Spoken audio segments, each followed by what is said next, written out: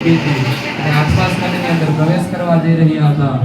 આઠમા સ્કંદની અંદર પ્રારંભની અંદર સ્વયંભૂ મનુ થઈ ગયા છે. આ મનુના વંશાવલી બતાવેલી છે, મનુનું આખો વંશ ચરિત્ર બતાવેલું છે કે જે ચાર મનુ થઈ ગયા છે. આ ચાર મનુ વિશે પરીક્ષિત મહારાજ પ્રશ્ન પૂછે છે કે પ્રભુ તમે કહેતા હતા કે અનેક મનવંતરો થયા છે, અનેક મનવંતરના અનેક મનુ થયા છે, તો આમાં કોણ કોણ કયા મનવંતરના કયા મનુ થયા, એના સંતાન કોણ હતા, એ મનવંતરની અંદર કોણ ઇન્દ્ર હતો અને કોણે ધર્મ સંસ્થાપના કરી, ત્યારે કયા અવતારમાં ભગવાને જન્મ લીધો, આ વગેરે બધી કથાઓ મને જણાવો. ત્યારે સુખદેવજી કહે છે કે પ્રથમ સ્વયંભૂ મનુ થયા, જે શત્રુપા દેવી સાથે લગ્ન કરે છે અને એનાથી બે પુત્ર પ્રિયવત અને ઉત્તાનપાદ થાય છે. એના કથા તમને મેં તૃતીય સ્કંદની અંદર જણાવી દીધી છે, જેની ત્રણ પુત્રીઓ થાય છે, દેવહૂતિ, આકૃતિ અને પ્રસૂતિ. આ પ્રથમ મનુ બતાવેલા છે સ્વયંભૂ મનુ. એ પછી આગળ બતાવેલા છે કે સ્વારોચી નામના બીજા મનુ થયા, જે બીજો મનવંતરનો પ્રારંભ થયો જ્યારે પૃથ્વી પ્રલયના શરણે જતી રહી, પાછી પૃથ્વીનો પ્રારંભ થયો અને એ પૃથ્વીની અંદર બીજા મનુ બતાવેલા છે સ્વારોચી નામના મનુ. આ સ્વારોચી નામના મનુ અગ્નિ દેવતાના પુત્ર હતા, અગ્નિના પુત્ર હતા અને આ સ્વારોચી નામના મનુના લગ્ન તૃષિતા નામની સાથે થયા છે. તૃષિતા દેવી અને સ્વારોચી મનુથી ત્રણ પુત્ર ઉત્પન્ન થાય છે, દ્યુમાન, સુષેણ અને સોરિચમાન. આ સોચિતમાન આ ત્રણ પુત્ર થાય છે. એ સમયની અંદર ભગવાન ઇન્દ્ર કોણ હતા તો કે એ સમયની અંદર રોચન નામના ઇન્દ્ર હતા. આ કોઈ ઇન્દ્ર છે, કોઈ નામ નથી, કોઈ વ્યક્તિ વિશેષ નથી, પરંતુ એક ઇન્દ્ર પદવી છે. આ સમયના અંદર બીજા મનવંતરની અંદર રોચિષ્માન નામના ઇન્દ્ર હતા. જે આ સ્વારોચિત નામના મનુ હતા એને ભગવાનની પ્રાર્થના કરી, ભગવાનની અનેક વર્ષો સુધી તપસ્યા કરી, ત્યારે એના ઘરે ભગવાન વિભુના રૂપે અવતાર લે છે. વિભુના રૂપે અવતાર લે અને પૃથ્વી પર ધર્મનું સંસ્થાપન કરવા માટે મનુ મહારાજ પધારે ત્યાં ભગવાન પધારે છે. એ પછી બતાવેલા છે ત્રીજા મનવંતરની અંદર મનુ ઉત્તમ નામના મનુ બતાવેલા છે, જે પ્રિયવ્રતના પુત્ર હતા, ધ્રુવજી મહારાજના ભાઈ હતા. આ ઉત્તમ નામના મનુની કથા બતાવેલી છે. આ ઉત્તમ નામના મનુથી ત્રણ સંતાન થાય છે, પવન, સૃંજય અને યજ્ઞહોત્ર. એ સમયની અંદર સત્યજીત નામના ઇન્દ્ર હતા અને આ પ્રિયવ્રતના પત્ની હતા સુનેતા, અને સુનેતાથી ધર્મની પત્ની સુનેતાથી ભગવાન સત્યસેનના રૂપની અંદર અવતાર લે છે. ભગવાન સત્યસેન રૂપે પૃથ્વી પર ધર્મનું સંસ્થાપન કરવા માટે આવે છે. આ પછી ચોથા મનવંતરની કથા બતાવે છે કે જ્યારે ચોથી વખત પૃથ્વી પ્રલયના શરણે જાય છે ત્યારે પાછું પૃથ્વીની સંસ્થાપના થાય છે. ત્યારે તામસ નામના મનુ બતાવેલા છે, જે ઉત્તાનપાદના પુત્ર છે અને ઉત્તમ જે ત્રીજા મનવંતરના સ્વામી હતા, જે ત્રીજા મનવંતરના મનુ હતા, એના ભાઈ બતાવવામાં આવેલા છે. આ તામસ નામના મનુ છે. તેને 10 પુત્ર હતા, જેમાં પૃથુ, ખ્યાતિ વગેરે, નરકેતુ આ વગેરે પુત્ર હતા એના. પછી એ સમયની અંદર ત્રિશિખ નામના ઇન્દ્ર હતા. આ મનવંતરના મનુઓની કથા બતાવી. પછી આગળ ગજેન્દ્ર મોક્ષની કથા બતાવે છે કે ગજેન્દ્ર નામનો એક હાથી હતો, જે પોતાના પરિવારને ખૂબ જ પ્રેમ કરતો હતો. પોતાના પરિવાર સાથે, પોતાની પત્ની સાથે, હાથીની સાથે, પોતાના બાળકો મદનિયાઓની સાથે પરિભ્રમણ કરતો હતો. જંગલની અંદર પરિભ્રમણ કરતો હતો. આ જંગલની અંદર પોતાના પરિવારને સર્વસ્વ માનતો હતો. આ હાથી આ જીવન પર્યંત પોતાના પરિવારની સાથે પરિભ્રમણ કરે છે, પોતાની પત્ની સાથે વિહાર કરે છે, બાળકો સાથે આનંદથી પોતાનું જીવન વ્યતીત કરે છે. એવામાં એક દિવસ જંગલની અંદર જલપાન કરવા માટે હાથી પોતાના પરિવારની સાથે જતો હોય છે. રસ્તામાં પોતાના પરિવારના બાળકો સાથે આનંદ કરતો જાય છે, રમતો જાય છે, ખેલતો જાય છે અને એક નદીની અંદર જલપાન કરવા માટે જાય છે. જલપાન કરવા માટે જ્યાં આ ગજેન્દ્ર નદીની અંદર ઉતરે છે, તો સરોવરની અંદર ઉતરે છે, તે ગ્રાહક એલો છે. ગ્રાહક એટલે મગર. એ મગરે આ ગજેન્દ્રનો પગ પકડી લીધો છે, આ ગજેન્દ્રનું ચરણ પકડી લીધું છે. ગજેન્દ્ર અને ગ્રાહ બે ઘણો સમય યુદ્ધ કરે છે. થોડીવાર હાથીની પત્ની, ગજેન્દ્રની પત્ની હાથીની, એના બાળકો બધા છોડાવવાનો પ્રયત્ન કરે છે, પરંતુ હાથી આ મગરના મુખમાંથી છૂટતું નથી. એટલા માટે પછી હાથીના બાળકો જે હતા, જે મદનિયાઓ હતા, જે હાથીની હતી, આ બધા ત્યાંથી થોડા દૂર જઈને જોતા હતા. જે આ ગ્રાહ અને હાથી, જે ગ્રાહ અને ગજેન્દ્ર યુદ્ધ કરે છે, આ એનો પરિવાર જોઈ છે. આ હાથી ગજેન્દ્ર ઘણીવાર એના પરિવારને, એના પત્નીને બોલાવે છે કે મને બચાવવા માટે આવો, એના પુત્રોને બોલાવે છે, પરંતુ કોઈ મદદ માટે આવતું નથી. એટલે પછી ગજેન્દ્ર ઘણા સમય સુધી યુદ્ધ કરે છે. ભાગવતજી કહે છે 100 વર્ષ સુધી ગજેન્દ્ર યુદ્ધ કરે છે ગ્રાહની સાથે, મગરની સાથે. 100 વર્ષ સુધી યુદ્ધ કર્યું. પછી અંતે ગજેન્દ્ર વૃદ્ધત્વને પામે છે, પોતાનું શરીર વૃદ્ધ થઈ જાય છે અને ગ્રાહ જે અંદર ખેંચી જાય છે, જલની અંદર લઈ જાય છે, પાછો મગરના મુખમાંથી છૂટવા જાય છે અને હાથી બહાર નીકળવા જાય છે, બહાર નીકળે વળી પાછો મગર અંદર લઈ જાય છે. આમ યુદ્ધ કરતા કરતા થાકી જાય છે. એક વખત એક સમય આવ્યો એટલે મગર હાથીને ખેંચીને જલની અંદર લઈ જાય છે ને હાથીને એમ થયું કે ગજેન્દ્રને એમ થયું કે હવે હું બચી નહીં શકું. એ અંત સમયે આ જે જલ સરોવર હતું, આ સરોવરની અંદરથી પોતાની સૂંઢ વડે કમળનું પુષ્પ લીધું અને પુષ્પ ઊંચું કરીને હરી હવે તારી લે એટલો ઉચ્ચાર કર્યો. એ હરી એટલું બોલ્યો. હરી બોલતાની સાથે જે હ બોલ્યા તો ભગવાન લક્ષ્મીજી ભગવાન નારાયણના ચરણની સેવા કરતા હતા. વૈકુંઠની અંદર ભગવાન નારાયણ બેઠા હતા. હ બોલ્યા તો વૈકુંઠમાં બેઠા હતા અને રી બોલ્યા તો ગ્રાહનો વધ કરી નાખ્યો ભગવાને. આ જે મગર હતો, જે ગજેન્દ્રનો પગ પકડી ગજેન્દ્રનો મૃત્યુ કરવા માટે આવ્યો હતો, આ મગરનો વધ કરી નાખ્યો ભગવાન નારાયણ સ્વયં આવીને. પછી ગજેન્દ્ર એની સ્તુતિ કરે છે અને ગજેન્દ્ર ભગવાનને ઠપકો આપે છે, પ્રભુ એટલા વર્ષ સુધી મેં તમારી ઉપાસના કરી, એટલા વર્ષ સુધી હું આમ ત્યાં ભટકતો હતો, ક્યારેક મને આવો વિચાર અપાય કે હું તમારી સેવા કરી શકું, તમારું નામ ભજી શકું. મેં મારા પરિવારને એટલી વાર બોલાવ્યા, મારી પરિવારને, મારા પત્નીને, પુત્રોને, બાળકોને એટલી વાર બોલાવ્યા, પણ એક પણ મારો રક્ષા કરવા ના આવ્યા, એક પણ મારી સેવા મને બચાવવા ના આવ્યા. અને પ્રભુ એકવાર તમને હે હરી બોલ્યો તો તમે મને તારી લીધો. એ પ્રભુ પણ તમે એક મોટું ખોટું કામ નથી કરી નાખ્યું. મેં તમને બોલાવ્યા ને તમે ઉધારતો હાથે મને જેને મારી નાખવા માટે જે પ્રયત્ન કરતા હતા મગરનો કર્યો. ભગવાનને બોલાવ્યા ગજેન્દ્રએ, પરંતુ પેલા ભગવાનને કોનો ઉદ્ધાર કર્યો તો કે મગરનો જે ગ્રાહ હતો, જે ગ્રાહ ભગવાન ગજેન્દ્રનો પગ પકડીને બેઠો હતો એને ભગવાને પેલા મારી નાખ્યો. ત્યારે ભગવાન કહે છે કે મારી સેવા કરીને એને તો હું પછી ફળ આપું, એને તો પછી વરદાન આપું, પરંતુ જે મારા ભક્તોના ચરણે બેઠી જાય, જે મારા ભક્તોના ચરણ પકડી લે એને તો હું પેલા ઉદ્ધાર કરી દઉં. મારા ભક્ત પેલા વૈકુંઠનો દ્વાર કોઈ માટે ખુલતો હોય તો જે મારા ભક્તના સેવક છે, જે ભક્તના સેવા કરે અથવા તો ભક્તને ચરણે જાય. એટલા માટે ભગવાનને ભક્ત વત્સલ કહ્યા છે. આ ગજેન્દ્ર ની કથામાંથી 3 વાક્ય જાણવા મળે છે, 3 વસ્તુ જોવા મળે છે કે જે આ બધી મોહ માયા છે જ્યાં સુધી છૂટે નહીં, ત્યાં સુધી ભગવાનના દર્શન ન થાય, જ્યાં સુધી પરિવારની અંદર, પુત્રની અંદર, સંતાનની અંદર, પત્નીની અંદર મોહ હોય, ત્યાં સુધી હરિના દર્શન ન થાય, ત્યાં સુધી તમારો હરિ ઉદ્ધાર કરવા માટે ન આવે. આપણે પણ આપણું આયુષ્ય પણ 100 વર્ષનું જ બતાવેલું છે. આપણે પણ 100 વર્ષ સુધી માયા સાથે, આ મમતા સાથે, આ અભિમાનની સાથે, આ કામની સાથે, આ ક્રોધની સાથે યુદ્ધ કરવાનું છે. 100 વર્ષ સુધી યુદ્ધ કરવાનું છે અને અંત સમયે હે હરિ કરીને પોતાનું ભગવાનના ચરણની ગતિને આપવાની છે. ભગવાનને આપણી ગતિને પોતાના ભગવાનના ચરણની અંદર આપવાની કીધેલી છે. આ ગ્રાહને ગુરુ રૂપ આપ્યું છે. ગજેન્દ્ર મોક્ષની કથાની અંદર જે ગ્રાહ મગર હતો, જે ગજેન્દ્રને મારવા માટે આવ્યો હતો, આ ગ્રાહને ગુરુ કીધેલો છે કે જ્યાં સુધી કોઈ તમને મૃત્યુ સામો ન દેખાડે, કોઈ તમને એમ ન કહે કે કાલે તારું મૃત્યુ છે, ત્યાં સુધી તમે સંસારની માયામાંથી દૂર નથી શકો. એટલા માટે જે માયામાંથી મુક્ત કરે એવો ગ્રાહ રૂપી કોઈ ગુરુ મળી જાય તો માયામાંથી મુક્ત થઈને ભગવાનના શરણે જતા રહે, ભગવાનનું સ્મરણ કરાવે અને ગુરુ કહેવામાં આવ્યું છે. આ પછી ભગવાનના વિરાટ પુરુષનું ચરિત્ર બતાવેલું છે. ભગવાનના વિરાટ સ્વરૂપનું વર્ણન બતાવેલું છે કે ભગવાનનું સ્વરૂપ કેવું છે તો વેદો ગાય છે સહસ્ત્ર શિરેકા પુરુષાઃ સહસ્ત્રાક્ષાઃ સહસ્ત્રપાદ. ભગવાનના હજારો હાથ છે, ભગવાનની હજારો આંખો છે, ભગવાનના હજારો મસ્તક છે, ભગવાનના હજારો ગાંઠ છે, ભગવાનના હજારો નાક છે. આવા ભગવાન વેદ પુરુષ, ભગવાન ચતુર્ભુજ નારાયણ નહીં પણ હજારો હાથ વાળા નારાયણ, જેને હજારો હાથની અંદર શસ્ત્રને ધારણ કર્યા છે, આવા ભગવાનના હજાર મસ્તક છે. આવા વિરાટ પુરુષનું વર્ણન બતાવેલું છે.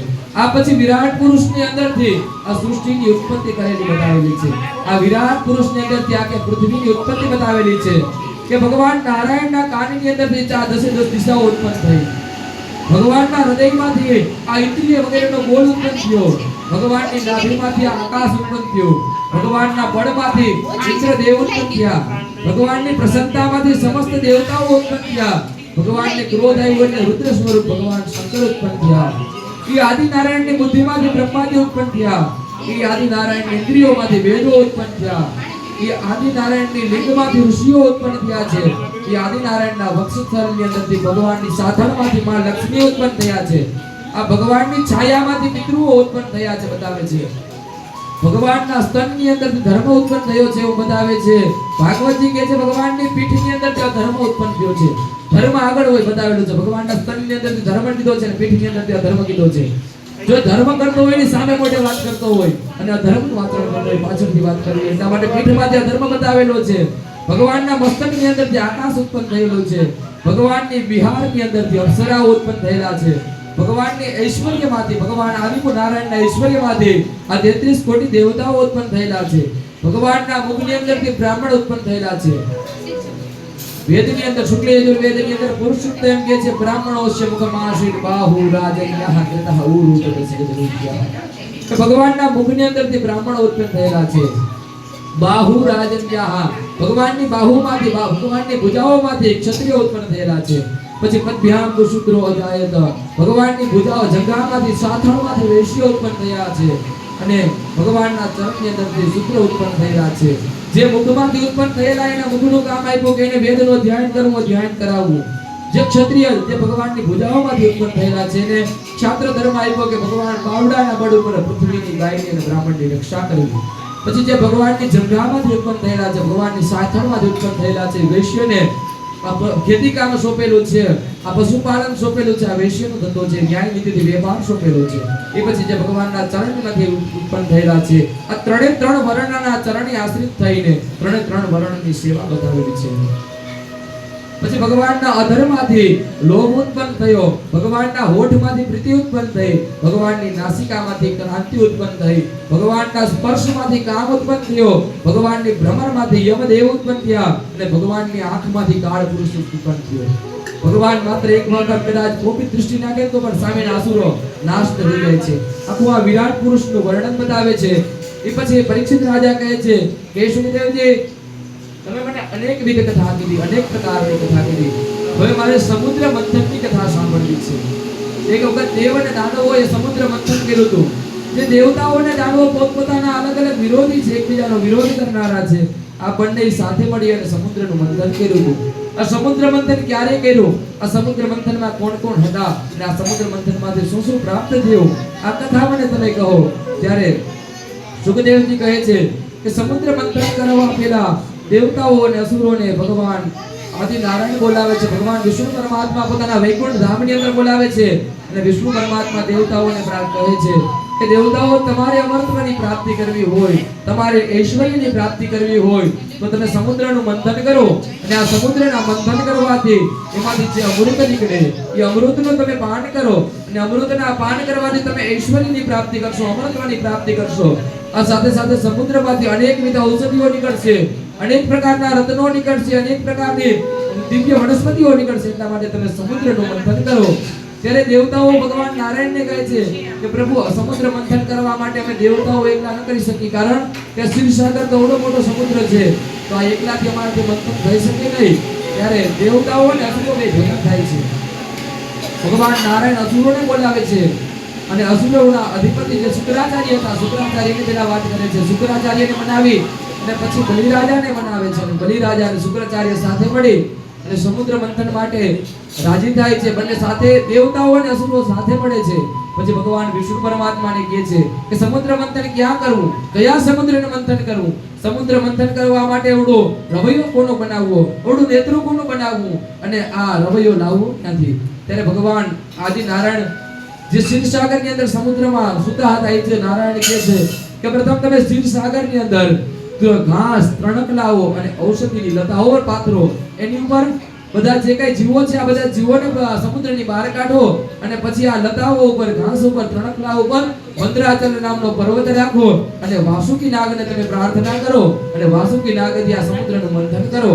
એટલે દેવતાઓ અસુરો બધા ભેગા થાય છે અને પ્રથમ મંદ્રાચલને પ્રાર્થના કરે છે. મંદ્રાચલને કહે છે કે મારે આ રીતે દેવ કાર્યની સિદ્ધિ માટે સમુદ્રનું મંથન કરવું છે, તમે જો કૃપા કરો, તમે રવૈયો બનો તો અમારે સમુદ્ર મંથન કરવું છે. એટલે મંદ્રાચલને રાજી થાય છે. મંદ્રાચલને દેવતાઓ અને અસુરો સાથે મળી ઉપાડે છે, પરંતુ મંદ્રાચલને ઉપાડતાની સાથે જ થોડા અસુરો, થોડા દેવતાઓ મંદ્રાચલની નીચે દબાઈ જાય છે. મંદ્રાચલ પાછો ભૂમિ પર પડી જાય છે, ભાર ઉપાડી શકતા નથી. ત્યારે પાછા દેવતાઓ અને અસુરો સાથે મળી, દેવ અને દાનવ સાથે મળી અને ભગવાન વિષ્ણુ પરમાત્મા આગળ જાય છે, ભગવાનને પ્રાર્થના કરે છે. ત્યારે ભગવાન પ્રાર્થના સાંભળી અને નારાયણ કહે છે કે હવે જો તમારાથી સમુદ્ર ન તમારાથી મંદરાચલ પર્વત ન ઉપડી શકે તો પછી નારાયણ પોતાના ગરુડજી મહારાજને આજ્ઞા કરે છે અને ગરુડજી મહારાજ પોતાના બાહુ ઉપર પોતાના શરીર ઉપર આ આખો મંદરાચલ પર્વતને ધારણ કરે છે અને આ જે ક્ષીરસાગર હતો ક્ષીરસાગરની ઉપર આ મંદરાચલને ત્યાં રાખી દે છે, સ્થાપિત કરી દે છે. પછી દેવતાઓને વિચાર આવ્યો કે ક્ષીરસાગરની અંદર મંદરાચલ ડૂબી જશે, એટલા માટે ક્ષીરસાગરની અંદર ભગવાનનું કચ્છપ સ્વરૂપને ધારણ કરાવે છે. જે જંબુદ્વીપ છે, આ જંબુદ્વીપથી સહસ્ત્ર યોજન મોટો આવો કાચબાનું સ્વરૂપ ધારણ કરે છે ભગવાન આદિ નારાયણ. અને આ કાચબાના પીઠ ઉપર આ ક્ષીરસાગરની અંદર કાચબાની પીઠ ઉપર મંદરાચલ નામનો પર્વતને રાખે છે અને મંદરાચલ નામનો પર્વત રાખે છે. પછી જે નાગના અધિષ્ઠાત્રા છે એવા વાસુકીને પ્રાર્થના કરે છે. વાસુકીને પ્રાર્થના કરીને કહે છે કે સમુદ્ર મંથનની અંદર તમે નેત્ર બનો, તમે આ રવૈયાના નેત્ર બનો અને તમારા દ્વારા સમુદ્રનું મંથન કરવું છે. એટલે વાસુકી નાગને લાવે છે. ભગવાનની માયા જાગૃત થઈ એટલે જે આ મંદરાચલ નામનો પર્વત હતો,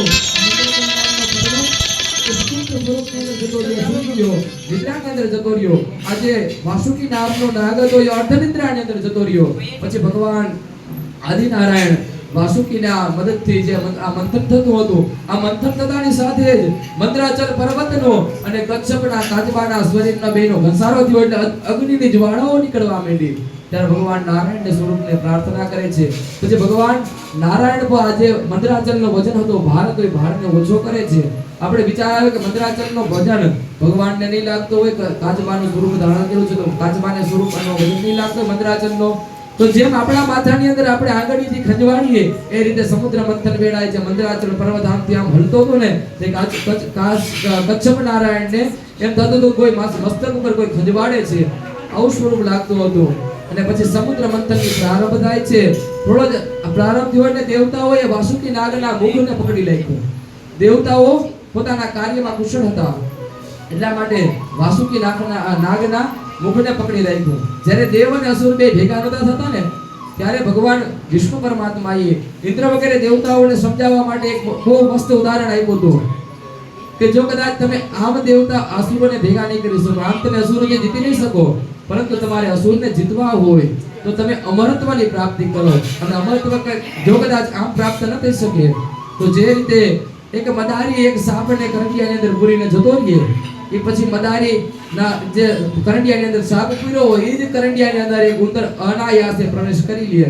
પછી ઉંદરને સામે મૃત્યુ દેખાતું હોય કે આ જે સાપ છે મને થોડીક વારમાં ખાઈ જશે, પણ સાપ બુદ્ધિથી હું કે ને તું આ કરંડિયાની અંદર દર પાડી દે, કરંડિયાની અંદર છિદ્ર પાડી દે તો આપણે બે અહીંથી ભાગીને નીકળી જઈએ.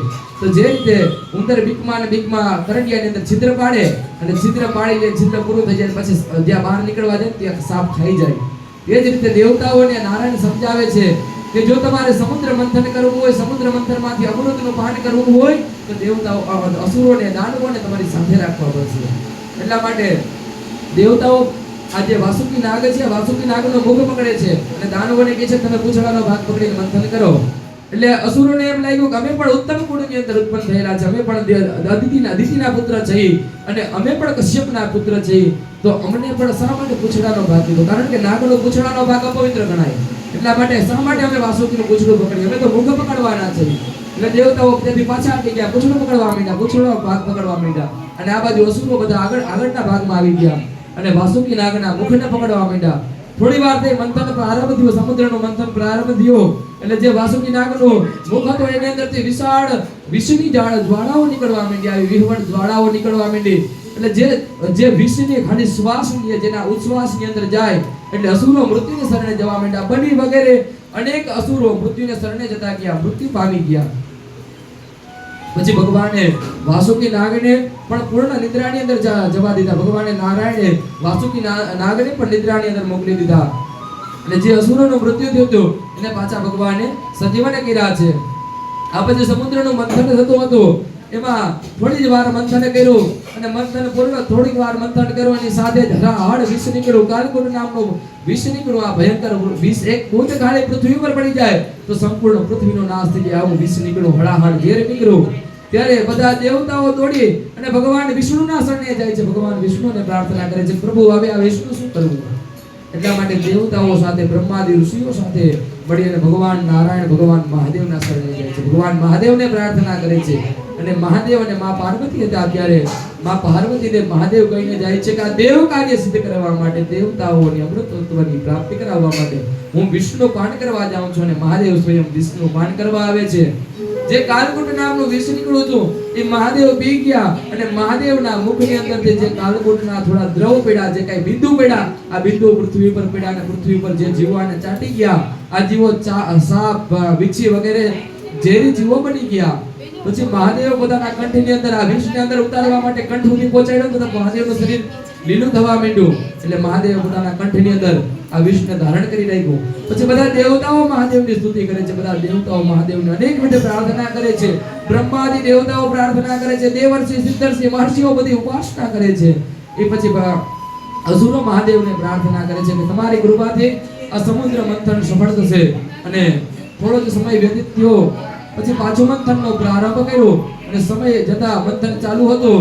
એમાંથી પ્રથમ તો સમુદ્ર મંથનની અંદર વિષ નીકળ્યું. વિષ પછી કામધેનુ નામની ગાય નીકળી. આ ઉત્તમ ગાય જેનાથી યજ્ઞ કાર્ય સિદ્ધ થઈ શકે, જે સંપૂર્ણ પૃથ્વી પરના મનોરથ મનોકામ્ય ગાય ઉત્પન્ન થઈ. એટલે આ ગાય ઋષિમુનિઓને દાનમાં આપી દીધી. ઋષિમુનિઓને આપી કે આનું તમે દોહન કરજો. અને આ દોહનથી જે કાંઈ દૂધ નીકળે, પય નીકળે, આનાથી યજ્ઞ કાર્ય કરજો. યજ્ઞાદ ભવતિ પર્જન્ય. ગીતાજી કહે છે કે યજ્ઞ કરો તો વરસાદ થાય, ને વરસાદ થાય તો પાછું ધન અને ધન થાય, અને ધન થાય તો મનુષ્ય જીવી શકે. એટલા માટે ઋષિમુનિઓને આ કામધેનુ નામની ગાય આપી દીધી અને કીધું કે આનાથી તમે યજ્ઞ કરજો. યજ્ઞાદ ભવતિ પર્જન્ય. યજ્ઞ કરશો તો પૃથ્વી પર પર્જન્ય થશે, અને પર્જન્ય થશે તો આ બધા જીવોનું કલ્યાણ થઈ શકશે. એ પછી પાછો મંથનનો પ્રારંભ કર્યો. થોડી જ વારની અંદરથી ઉચ્ચ સ્રવા નામનો ઘોડો નીકળ્યો. જે ઉચ્ચ સ્રવા નામનો ઘોડો હતો આ ઇન્દ્ર લઈ ગયા. આ ઉચ્ચ સ્રવા નામના ઘોડો કે બધી ઘોડાની અસુ પ્રજાતિની અંદર સૌરમાં શ્રેષ્ઠ બતાવવામાં આવેલો છે. આ ઉચ્ચ સ્રવા નામનો ઘોડો ઇન્દ્રને આપી દીધો. એ પછી ચંદ્રમા નીકળ્યા. આ ચંદ્રમા ભગવાન મહાદેવના મસ્તક પર ધારણ કર્યા. ભગવાન મહાદેવના મસ્તકે આપી દીધા. એ પછી ઐરાવત નામનો હાથી નીકળ્યો કે જેને 1000 સૂંઢો છે. આવી 1000 સૂંઢ વાળો હાથી નીકળ્યો. આ ઐરાવત નામનો હાથી પાછા ઇન્દ્રને આપી દીધો. ઇન્દ્ર રાજા હતો દેવતાઓનો, ઇન્દ્રને આપી દીધો. એ પછી કૌસ્તુભ નામની સુંદર પન્નાથી પણ ઉત્તમ મણી નીકળી. આ મણી ભગવાન નારાયણને આપી. ભગવાન નારાયણના વક્ષસ્થળની અંદર આ કૌસ્તુભ નામની મણી આપી. એ પછી કલ્પ વૃક્ષ નીકળ્યો કે જે વૃક્ષની અંદર બેસવાથી તમારી બધી કલ્પનાઓ પૂર્ણ થઈ જાય, તમારા મનના વિચારો પૂર્ણ થઈ જાય. આવી કલ્પ નામનું વૃક્ષ હતું. આ કલ્પ વૃક્ષ સ્વર્ગની અંદર આવી દીધી કે આ સ્વર્ગની અભિવૃદ્ધિ કરનારું વૃક્ષ છે. એ પછી અપ્સરાઓ નીકળી. તો અપ્સરાઓ ઇન્દ્રાદિ દેવની સેવા માટે થઈ અને સ્વર્ગમાં જતી રહી. એ પછી શંખ નીકળ્યો. પાંચજન્ય નામનો શંખ નીકળ્યો. આ પાંચજન્ય નામનો શંખ ભગવાન નારાયણના હાથની અંદર ધારણ કરી લીધો. ભગવાને પોતાના હાથની અંદર ધારણ કરી લીધો. એ પછી મંથન કર્યું એટલે આગળ લક્ષ્મીજી નીકળે છે. લક્ષ્મીજી પ્રગટ થાય છે. અને લક્ષ્મીજીનું સ્વરૂપ કેવું હતું કે ભુવન સુંદરી હતી. ભુવનને સંપૂર્ણ ભુવનને મોહિત કરનારી હતી. લક્ષ્મીજીને જોતા અસુરો દોડીને આવ્યા કે પેલા હુંની સાથે વર્ણન કરવું, હું વર્ણન કરું. આવું બધા એકબીજા મનની અંદર વિચાર કરતા હતા. આ બાજુ ઇન્દ્રાદિ દેવતાઓ પણ વિચાર કરતા હતા કે આવી ભુવન સુંદરી સાથે તો મારે પણ લગ્ન થવા જોઈએ. આને યોગ્ય તો હું પતિ છું, આને યોગ્ય વર હું છું. આ માં લક્ષ્મી નીકળ્યા એટલે લક્ષ્મીજી પોતાના હાથની અંદર એક પુષ્પની માળા લઈને, વિજય માળા લઈને પરિભ્રમણ કરતા હતા. બધા દેવતાઓ, અસુરો આ બધા લાઈનમાં ઊભી ગયા હતા. સિદ્ધો, ચારણો બધા લાઈનમાં ઊભા હતા. અને માં લક્ષ્મી પોતાના હાથની અંદર હાર લઈને જતા હતા. અને બધાએ સામા ઊંચી દ્રષ્ટિ કરી જોતા જતા હતા. પ્રથમ ઇન્દ્ર આવ્યો, પછી અગ્નિ આવ્યા, યમ આવ્યા, નિરુતિ આવ્યા, વરુણ આવ્યા, બધા દેવતાઓ આવ્યા. પછી અસુરો આવ્યા, બલિ આવ્યો, કાલિયવન આવ્યા, બધા અસુરો આવ્યા. આ બધા અસુરોને જોતા જોતા બધા માતાજી ત્યાંથી નીકળી ગયા, આગળ જતા રહ્યા. પછી દેવર્ષિ, નારદ વગેરે ઋષિમુનિઓ આવ્યા. એ પછી અંતે સૌની છેલ્લે ભગવાન નારાયણ ઉભા હતા. અને નારાયણની દ્રષ્ટિ જોઈ તો કેવા હતા કે ઘનશ્યામ સ્વરૂપ હતું, જેનું સ્વરૂપ કાળું હતું. આ ભગવાનના ચરણની અંદર ભગવાનના નજર માં લક્ષ્મીના ચરણની અંદર હતી. આ ભગવાન પીળું પિતાંબરને ધારણ કર્યું હતું. મોરપીંછને ધારણ કર્યા હતા. વાંકડિયા વાળ હતા. આવા ભગવાનના સ્વરૂપને જોઈ અને માં લક્ષ્મી તેની સાથે મોહિત થઈ ગઈ. અને માં લક્ષ્મી નારાયણને પોતે વળી જાય છે. નારાયણના ગળાની અંદર, નારાયણના કંઠની અંદર વિજય માળા પહેરાવી દે છે. અને લક્ષ્મી અને નારાયણ જે દિવસે લગ્ન કર્યા એ જ દિવસ આપણું બેસતું વર્ષ, એ જ કારતક સુદ એકમ. એટલા માટે આપણો બાપના જે દિવસે લગ્ન થાય એ આપણા માટે નવું વર્ષ કહેવાય, એ આપણા માટે બેસતું વર્ષ કહેવાય. સમુદ્ર મંથનનો પ્રારંભ હાલતો હતો ને આ દેવ આ કારતક સુદ એકમ આવી એટલે લક્ષ્મી અને નારાયણના લગ્ન થયા. લક્ષ્મી અને નારાયણના લગ્નનો દિવસ એટલે આપણા માટે નવું વર્ષ. પછી માં લક્ષ્મી અને નારાયણના લગ્ન થઈ ગયા અને આ યુગલને અનેક દેવતાઓ અસિદ્ધોએ ચારણોએ અનેક વિધ બિરદાવ્યા છે અને અનેક વિધ સ્તુતિઓ કરી છે, પ્રાર્થના કરી છે. પછી લક્ષ્મી નારાયણના લગ્ન થઈ ગયા પછી આગળ પારિજાત નામનો વૃક્ષ નીકળ્યો. જે પારિજાત નામનો વૃક્ષ ઇન્દ્રાણીને આપી દેવામાં આવ્યો. એ પછી સમુદ્ર મંથનની અંદરથી એ વારુણી નીકળી, એક વારુણી નામની કન્યા નીકળી. વારુણી કહેતા મદિરા. જે મદિરા નીકળી એટલે અસુરો એને લાલચમાં આવી ગયા અને અસુરો એને પાન કરી ગયા. અસુરો પાન કરવા માંડ્યા. એ પછી 7 મુખવાળો એક ઘોડો નીકળ્યો. આ 7 મુખવાળો સપ્તાશ્વ છે. આ ભગવાન સૂર્યને આપી દેવામાં આવ્યો. સૂર્ય પોતાના રથની અંદર આ ઘોડા નીકળે છે. એક ઈ પછી એક પુરુષ ઉત્પન્ન થયા. આ પુરુષનું વર્ણ શરીર આખું કાળું હતું અને આખા શરીર કાળો હોવા છતાં પણ એના શરીરની અંદર દિવ્ય તેજ હતું, દિવ્ય સુગંધ આવતી હતી. અને પુરુષ પોતાના હાથની અંદર એક સુવર્ણનો કુંભ થયા. આ ઉત્પન્ન થયા ધન્વંતરી ભગવાન, ધન્વંતરી મહારાજ. અને ધન્વંતરીના હાથની અંદર જે કુંભ હતો એ અમૃતનો કુંભ હતો. અમૃતનો કુંભ નીકળ્યો એટલે દેવતાઓને આ દાનવો પાછા બાંધવા માંડ્યા, પાછા યુદ્ધ કરવા માંડ્યા કે અમૃતનું પાન અમે કરશું, અમૃતનું પાન અમે કરશું. જ્યાં ધન્વંતરીના હાથની અંદરથી કુંભ લઈ એકબીજા યુદ્ધ કરવા માંડ્યા કે પેલા અમૃત અમે પાન કરશું, પેલા અમે અમૃતનું પાન કરશું. ત્યાં ભગવાનને વિચાર આવ્યો કે જો આમ ચાલશે તો અયોગ્ય વસ્તુ અયોગ્ય વ્યક્તિના હાથમાં જતી જશે. કારણ કે જો અમૃતનું પાન કરવા યોગ્ય છે એને અમૃત કરે તો બરોબર છે, પરંતુ અયોગ્ય વ્યક્તિ કે અસુરો જો કદાચ અમૃતને પ્રાપ્ત કરી લેશે તો પછી આ પૃથ્વી ઉપર હાહાકાર મચાવશે, કે ધર્મ રહેવા નહીં દે. એટલા માટે ભગવાન દેવ કાર્ય સિદ્ધ કરવા માટે મોહિનીનો અવતાર ધારણ કરે છે. ભગવાન મોહિનીનું સ્વરૂપ ધારણ કરે છે. જે એક સ્ત્રીનું સ્વરૂપ ધારણ કરે છે, સ્ત્રીના સંપૂર્ણ વેશ ધારણ કરે છે.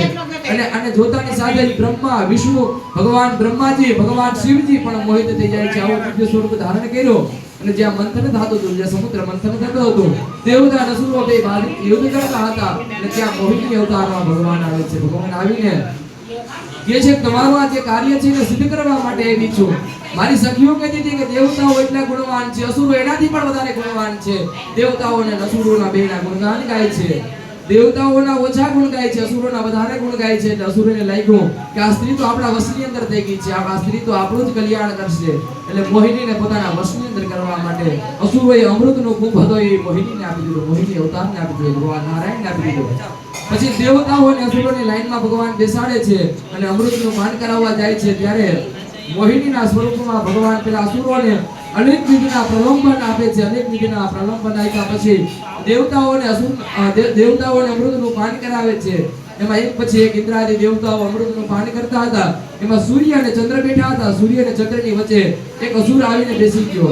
આ પ્રહલાદ નામનો અસુર આવીને બેસી ગયો અને અસુર બેઠો હતો અને ભગવાન નારાયણ એને અમૃત આપી દીધું અને અમૃત પાન કરી ગયો. અમૃત પાન કરી ગયો પણ કંઠ સુધી પહોંચ્યું તો ભગવાન વિષ્ણુને ખબર પડી ગઈ.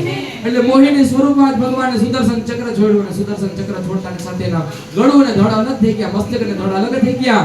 જે આ મસ્તકની અંદર બિંદુ હતું એ રાહુ બન્યો અને જે ધડની અંદર બિંદુ હતો એ કેતુ બન્યો. આ સૂર્ય અને ચંદ્રની વચ્ચે હજી પણ ગ્રહણ કરવા રાહુ અને કેતુ આવે છે. અમૃતનું પાન દેવતાઓને કરાવ્યું છે. દેવનું કાર્ય સિદ્ધ કર્યું છે. દેવતાઓનું કાર્ય સિદ્ધ થઈ ગયું. પછી પાછા મોહિની અવતાર જાય અને ભગવાન મહાદેવ સ્તુતિ કરે છે. મોહિની અવતારનું ભગવાન મહાદેવ પ્રશંસા કરે છે. આ પછી દેવાસુર સંગ્રામ બતાવેલો છે. દેવતાઓ અને અસુરનો સંગ્રામ બતાવેલો છે કે જે સમુદ્ર મંથન થયું એમાંથી અમૃત દેવતાઓ પાન કરી ગયા. અસુરના હાથમાં અમૃતનું પાન આવ્યું ને અસુરો અમૃતને પાન ન કરી શક્યા.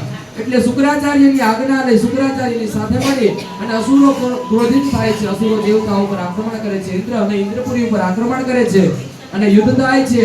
એવામાં શુક્રાચાર્ય એવામાં બલિ રાજાનું મૃત્યુ થાય છે. દેવતા અસુરોનો જે રાજા હતો બલિ એનું મૃત્યુ થાય છે અને પાછા શુક્રાચાર્ય પાતાળની અંદરથી આવે છે અને બલિને સંજીવનીના મંત્રથી બલિને જાગૃત કરે છે. બલિને પાછા જીવતા કરે છે, સંજીવન કરે છે અને સંજીવની મંત્રથી બલિ મોટા થાય છે, પાછા સજીવન થાય છે. પાછો દેવ અને અસુર સંગ્રામ ચાલુ હતો. એવામાં અદિતિ અને કશ્યપજી અદિતિ અને કશ્યપજી ભગવાન નારાયણની સ્તુતિ કરે છે. ભગવાન નારાયણ અનેક વર્ષ સુધી તપ કરે છે. કારણ કે બધા દેવતાઓ તોડીને દેવતાઓની માતા અદિતિના શરણે જાય છે કે માતા હવે તમે જે કઈ કૃપા કરો, કારણ કે અસુરો હર હંમેશ માટે અમારું આક્રમણ કરે, અમારી ઉપર આક્રમણ કરે છે અને અમે બળથી ક્ષીણ થતા જઈ રહી છે, રોજ રોજ અમારા બળનો નાશ થતો જાય છે. એટલા માટે તમે અમારા કાર્યનું સિદ્ધ કરવા માટે તમે જે કઈ કૃપા કરો. ત્યારે માં આદિત્ય પ્રયોવ્રત નામનું વ્રત કરે છે, પ્રયોવ્રત કરે છે. આ પ્રયોવ્રત કરવાથી ફાગણ મહિનાના શુક્લ પક્ષના 12 દિવસ સુધી માત્ર ને માત્ર દૂધનું સેવન કરવું અને પયોવ્રત કહેવાય. આ પયોવ્રત કર્યું અને આદિત્ય અને કશ્યપને ત્યાં ભગવાન સ્વયં નારાયણ પ્રગટ થાય છે અને આદિત્ય અને કશ્યપને કહે છે કે તમે માંગી લો, શું જોઈએ છે? ત્યારે આદિત્ય અને કશ્યપ કહે છે કે દેવનું કાર્ય સિદ્ધ કરવા માટે પ્રભુ તમે અમારા ઘરે પ્રાગટ્ય લ્યો, તમે અમારા ઘરે અવતાર લ્યો. ત્યારે આદિત્ય અને કશ્યપને ત્યાં ભગવાન વામનના સ્વરૂપની અંદર વામનના સ્વરૂપે અવતાર લે છે, વચન આપીને જાય છે અને થોડા જ સમયની અંદરથી માં આદિત્યના ગર્ભથી વામનદેવનો જન્મ થાય છે. વામનદેવ વિદ્યાભ્યાસ પૂર્ણ કર્યો પછી વામનદેવને જ્યારે યજ્ઞોપવિત સંસ્કાર કરવામાં આવ્યા, ત્યારે યજ્ઞોપવિત સંસ્કારની અંદર અનેક વિધના ઋષિઓએ આશીર્વાદ આપ્યા છે અને વામનદેવ દેવને પ્રાર્થના દેવતાઓ કરે છે કે પ્રભુ તમે જ હવે બલિને પરાસ્ત કરી શકો છો, તમે જ નારાયણનું સ્વરૂપ છો અને તમે જ બલિને પરાસ્ત કરી શકો છો. તો પ્રભુ અમારું કાર્ય સિદ્ધ કરો. આ બલિ 100 અશ્વમેઘ યજ્ઞ કરે છે, 100 અશ્વમેઘ યજ્ઞ પૂર્ણ થઈ જશે, 98 અશ્વમેઘ હાલે છે અને 100 અશ્વમેઘ યજ્ઞ પૂર્ણ થશે તો ઇન્દ્રાસન ઉપર બિરાજમાન થઈ જશે અને જો ઇન્દ્રાસન ઉપર બિરાજમાન થઈ જશે બલિ તો પછી પૃથ્વી પર અસુરનું સામ્રાજ્ય આવી જશે અને અસુરનું સામ્રાજ્ય આવશે તો ધર્મનો નાશ થશે. એટલા માટે ધર્મનો સ્થાપન કરવા માટે પ્રભુ તમે બલિનો વધ કરો. ત્યારે વામનજી મહારાજ અનેક પ્રકારની વિદ્યાઓને પ્રાપ્ત કરી, અનેક વિદ્યાઓ પ્રાપ્ત કરી લે છે. આ બાજુ ભૃગુ કચ્છની અંદર, ભૃગુ પ્રદેશની અંદર બલિ રાજા શુક્રાચાર્યના સાનિધ્યની અંદર 99મો અશ્વમેઘ યજ્ઞ પ્રારંભ કરે છે અને 99મો અશ્વમેઘ યજ્ઞ ચાલુ હોય ત્યારે વામનજી ભગવાન વામનદેવ તૈયાર થાય છે અને વામન ભગવાન બલિના અશ્વમેઘ યજ્ઞની અંદર જવા માટે જતા હોય ત્યાં અનેકવિધ દેવતાઓ વામનદેવને વામન ભગવાનને અનેક વિધના અસ્ત્ર આપે છે. ભગવાન સૂર્ય નારાયણ ગાયત્રીનો ઉપદેશ આપે છે, ગાયત્રી મંત્ર આપે છે.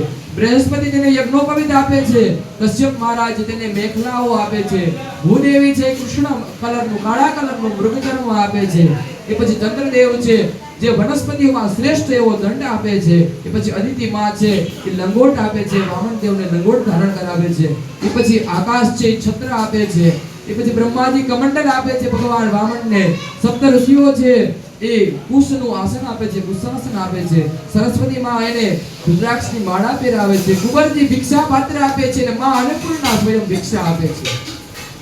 શાસ્ત્રની અંદર માં પાર્વતી અન્નપૂર્ણાનું સ્વરૂપ બતાવેલું છે, કારણ કે માં પાર્વતી જે અન્નની દેવી બતાવેલી છે, અન્નપૂર્ણાનું સ્વરૂપ બતાવેલું છે. આ અન્નપૂર્ણા એ સ્વયં ભગવાન વામનને ભિક્ષા આપવામાં આપે છે. પછી વામનજી મહારાજ તેના આશ્રમની અંદર જે કશ્યપ ઋષિના આશ્રમની અંદર સરસ્વતીના ઘાટ પરથી પ્રસ્થાન કરે છે અને ધીરે ધીરે ભૃગુ કચ્છની અંદર આવે છે, ભૃગુ પ્રદેશની અંદર આવે છે. ભૃગુ પ્રદેશની અંદર આવી અને બલિ મહારાજની જે યજ્ઞશાળા હતી આ યજ્ઞશાળાની અંદર વામનજી જાય છે. વામનના દર્શન કરતાની સાથે શુક્રાચાર્ય ક્રોધિત થઈ જાય છે. શુક્રાચાર્યને ડર લાગે છે કે હવે આ બલિનો અશ્વમેઘ યજ્ઞ પૂર્ણ થવા દે નહીં અને આ બાજુ બલિ મહારાજ જોઈ છે કે મારે ત્યાં ભૂદેવ આવ્યા છે, મારે ત્યાં બાલબટુક આવ્યા છે. એટલે બલિ પ્રસન્ન થાય છે અને આ યજ્ઞની પૂર્ણાહુતિ સમય હતો એટલે આ બાલબટુકને અનેકવિધ પ્રકારે પાકી આચમની વગેરેથી અર્ચન કરે છે અને બાલબટુકને કહે છે કે તમે માંગી લ્યો, આજે મારો અશ્વમેઘ યજ્ઞ પૂર્ણ થવા જઈ રહ્યો છે. 100 અશ્વમેઘ યજ્ઞ પૂર્ણ થશે એટલે મારે ઇન્દ્રાસન ઉપર બિરાજમાન થવાનો સમય આવી રહ્યો છે. તો આજે તમે માંગી લ્યો, તમે જે આપો એ મારો આપવા હું તૈયાર છું. ત્યારે વામનના સ્વરૂપમાં ભગવાન વિષ્ણુ પરમાત્મા બલિને કહે છે કે તું દાન નહીં આપી શક, તારી સાથે શુક્રાચાર્ય છે, તું દાન નહીં કરી શક, ખોટા ખોટા વચન ના. ત્યારે બલિ મહારાજ કહે છે કે હું પ્રહલાદનો પૌત્ર છું, મારા વંશની અંદર પ્રહલાદ જેવા મહાન ભગવાન ભક્ત થઈ ગયા છે. આજે તમે મારે ઘરથી બ્રાહ્મણ માંગ્યા ભિક્ષાવૃત્તિ માંગવા આવે ને એમને જાય ત્યારે ભગવાન વામન કહે છે કે મારે સાધના કરવી છે, મારે સંધ્યા કરવી છે. સંધ્યા કરવા માટે મને 3 ડગલા જમીનની આપો, મારે 3 ડગલા પૃથ્વી જોઈએ છે. એટલે વામનજી મહારાજને બલિ કહે છે 3 ડગલા નહીં, તમે કહેતા હો તો તમે કયો એટલા રાજ્ય લખી દો, તમે કહેતા હો એટલું જમીન તમને લખી દો, તમે કયો એટલા લોક લખી દો, તમે ભૂદેવ મારે ત્યાં યજ્ઞની પૂર્ણાહુતિ કરવા માટે આવ્યા છો. ત્યારે વામન કહે છે ના, મારે તો જેટલું જોતું હોય ને આવશ્યકતા છે એટલું જ જોઈએ છે, એથી જાજી મારે જોતું નથી. એટલા માટે વામનજી મહારાજ 3 ટકલા પૃથ્વી માંગે છે અને બલિ રાજા ત્યારે એમ કહે છે કે 3 ટકલા પૃથ્વી તમને આપી દીધી. વામન કહે છે એમ નહીં, પણ તમે સંકલ્પ કરો, તમે સંકલ્પથી મને દાન આપી દો, પછી હું સ્વીકાર કરું તમારી પૃથ્વી. એટલે વામનજી મહારાજ બલિને સંકલ્પ કરાવવા જાય છે ત્યારે શુક્રાચાર્યને વિચાર આવ્યો કે આ વામન છે વિષ્ણુનું સ્વરૂપ છે, આપણે ભગવાન નું મોટું દિવ્ય સ્વરૂપ લેશે અને બલિને છેતરી લેશે. એટલે શુક્રાચાર્ય જે સંકલ્પ કરવા માટે પાત્ર હતું એ પાત્રની અંદર જતા રહે છે અને એની અંદર જલ આવવા જલ રોકે છે. ત્યારે ભગવાન વામન એની અંદર કુશ નાખે છે, ડાબડો નાખે છે અને ડાબડોથી શુક્રાચાર્યની આંખની અંદર જાય છે. શુક્રાચાર્યની આંખ ફૂટી જાય છે. પછી હાથની અંદર બનીને જલ લેવડાવે છે અને સંકલ્પ કરાવે છે 3 વાર વિષ્ણુ વિષ્ણુ વિષ્ણુ બોલે 3 ટકલા પૃથ્વીનું દાન કરાવી દે છે. 3 ટકલા પૃથ્વીનું દાન કરતાની સાથે જે સૂક્ષ્મ વામન સ્વરૂપ હતું એ વામન સ્વરૂપમાંથી ભગવાને વિરાટ સ્વરૂપ ધારણ કર્યું અને વિરાટ સ્વરૂપ ધારણ કરતાની સાથે જ પેલો પગ આ પૃથ્વી ઉપર ભૂલોક ઉપર નાખ્યો મૂક્યો, બીજો પગ સ્વર્ગ આદિ સહિત આખા સંપૂર્ણ બ્રહ્માંડ ઉપર મૂક્યો અને ત્રીજા પગ મૂકવા માટે બલિરાજાને પ્રાર્થના પૂછે છે, બલિ હવે ત્રીજો પગ ક્યાં મૂકો? ત્યારે બલિ કહે છે કે પ્રભુ તમે 2 પગની અંદર આખી પૃથ્વીને માપી દીધી. હું તમને જાણતો તો એવો નતો કે તમારા સ્વરૂપના જાણ થઈને હું તમને દાન આપ્યું હતું, પરંતુ મને ખબર હતી કે જગતનો નાથ મારે ત્યાં જો ભિક્ષા માંગવા આવ્યો હોય તો એને ખાલી હાથે ન જવા દેવાય. એટલે વામનને બલિ મહારાજા કહે છે કે પ્રભુ તમારે ત્રીજો પગ મૂકવો હોય તો મારું મસ્તક છે, આ સિવાય તમારી આગળ કોઈ જગ્યા છે નહીં.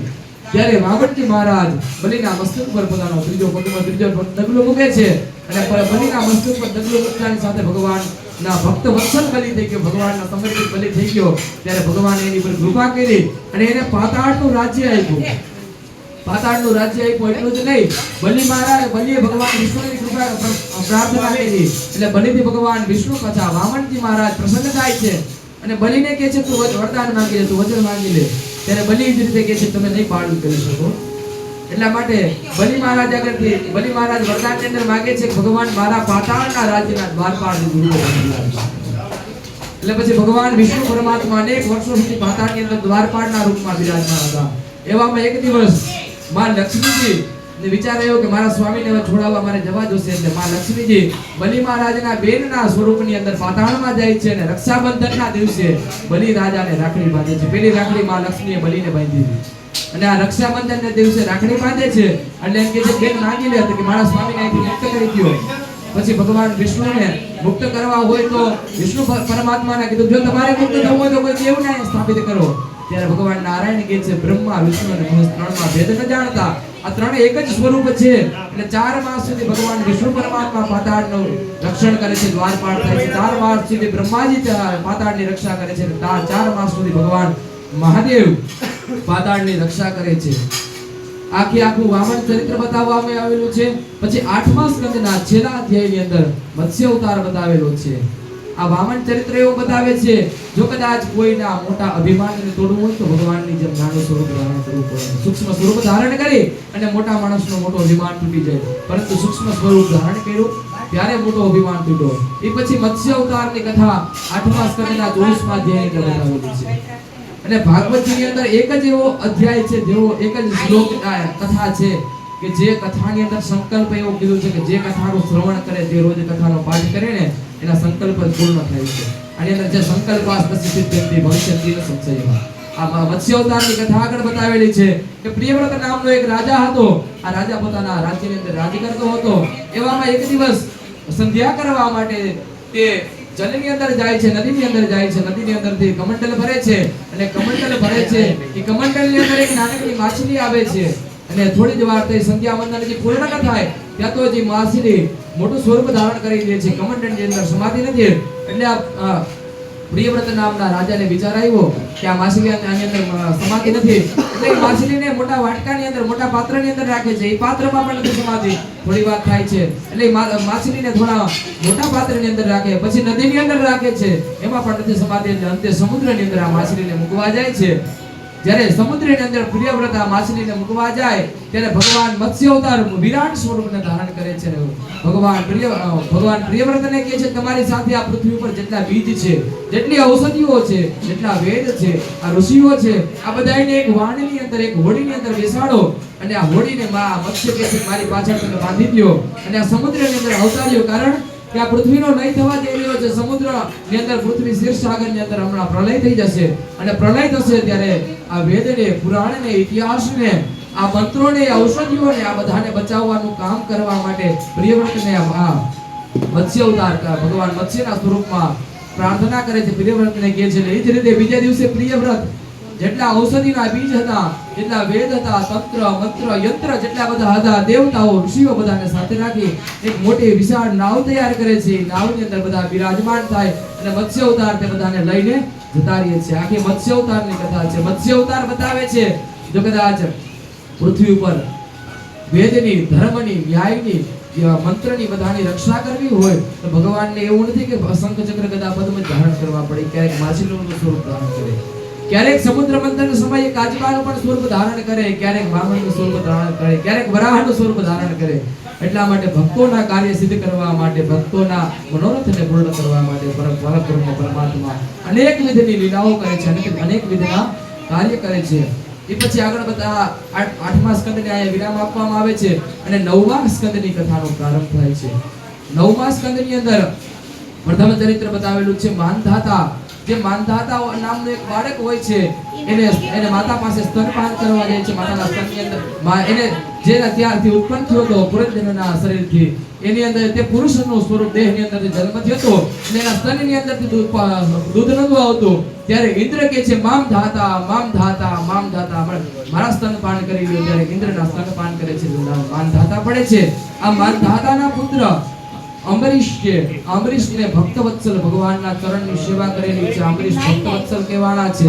આ પછી આખે આખું આ માનધાતાના વંશાવળી બતાવેલી છે. આખે આખા એકબીજાના પુત્રના વંશાવળી બતાવેલી છે કે અંબરીશ થયા, અંબરીશના પુત્ર પુરત્સુઓ થયા, એના પુત્ર પ્રયસ્ત્રો થયા, એના પુત્ર અરણ્ય થયા, અરણ્યના પુત્ર હર્ષભ થયા, હર્ષભના પુત્ર અરુણ થયા, અરુણના પુત્ર ત્રિબંધન થયા, ત્રિબંધનના પુત્ર સત્યવ્રત થયા, સત્યવ્રતના પુત્ર ત્રિશંકુ થયા અને ત્રિશંકુના પુત્ર હરિશ્ચંદ્ર થયા.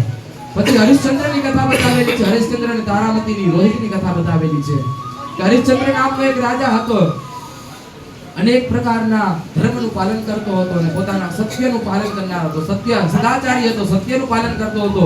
એ જીવન પર્યંતની અંદર, આખા જીવનની અંદર ક્યારેય અસત્યનું આક્રમણ નહોતું કર્યું. અને એક વખત વિશ્વામિત્ર અને પરીક્ષા લેવા માટે આવે છે, ભિક્ષાવૃત્તિ કરવા માટે આવે છે. એટલે વિશ્વામિત્ર માંગે છે કે મારે તારું આખું રાજ્ય જોઈએ છે. કથા તો બહુ મોટી છે, વિસ્તારથી છે કે આખું તારું રાજ્ય જોઈએ. ત્યારે વિશ્વામિત્ર એને કહે છે આપી દીધું. એ પછી સોના મોહરો માંગે છે અને અનેકવિધ સોના મોહરોમાં પોતે પોતાના પત્નીને તારામતીને અને પોતાના પુત્ર ધ્રુવને રોહિતને વેચે છે. પરંતુ યોગ્ય મોહર ના મિલતા પોતે સ્વયં વેચાય છે. અને ક્યાં વેચાય છે? સ્મશાનની અંદર. એક સ્મશાનની અંદર પોતે અગ્નિદાહ કાર્ય આપવાનું કાર્ય કરે છે. આ બાજુ પોતાના પુત્રનું મૃત્યુ થાય છે એટલે એની પત્ની જે પત્ની હોય છે તારામતી, આ તારામતી પુત્રનો અગ્નિ સંસ્કાર કરવા આવે છે ને અને કહે છે હરિશ્ચંદ્રને, હરિશ્ચંદ્ર આ તો આપણો પુત્ર છે, આના માટે મારી પાસે ખાપણ પણ નથી. ત્યારે હરિશ્ચંદ્ર કહે છે કે મેં મારા સ્વામીને વચન આપેલું છે હું સત્યનું આચરણ કરીશ.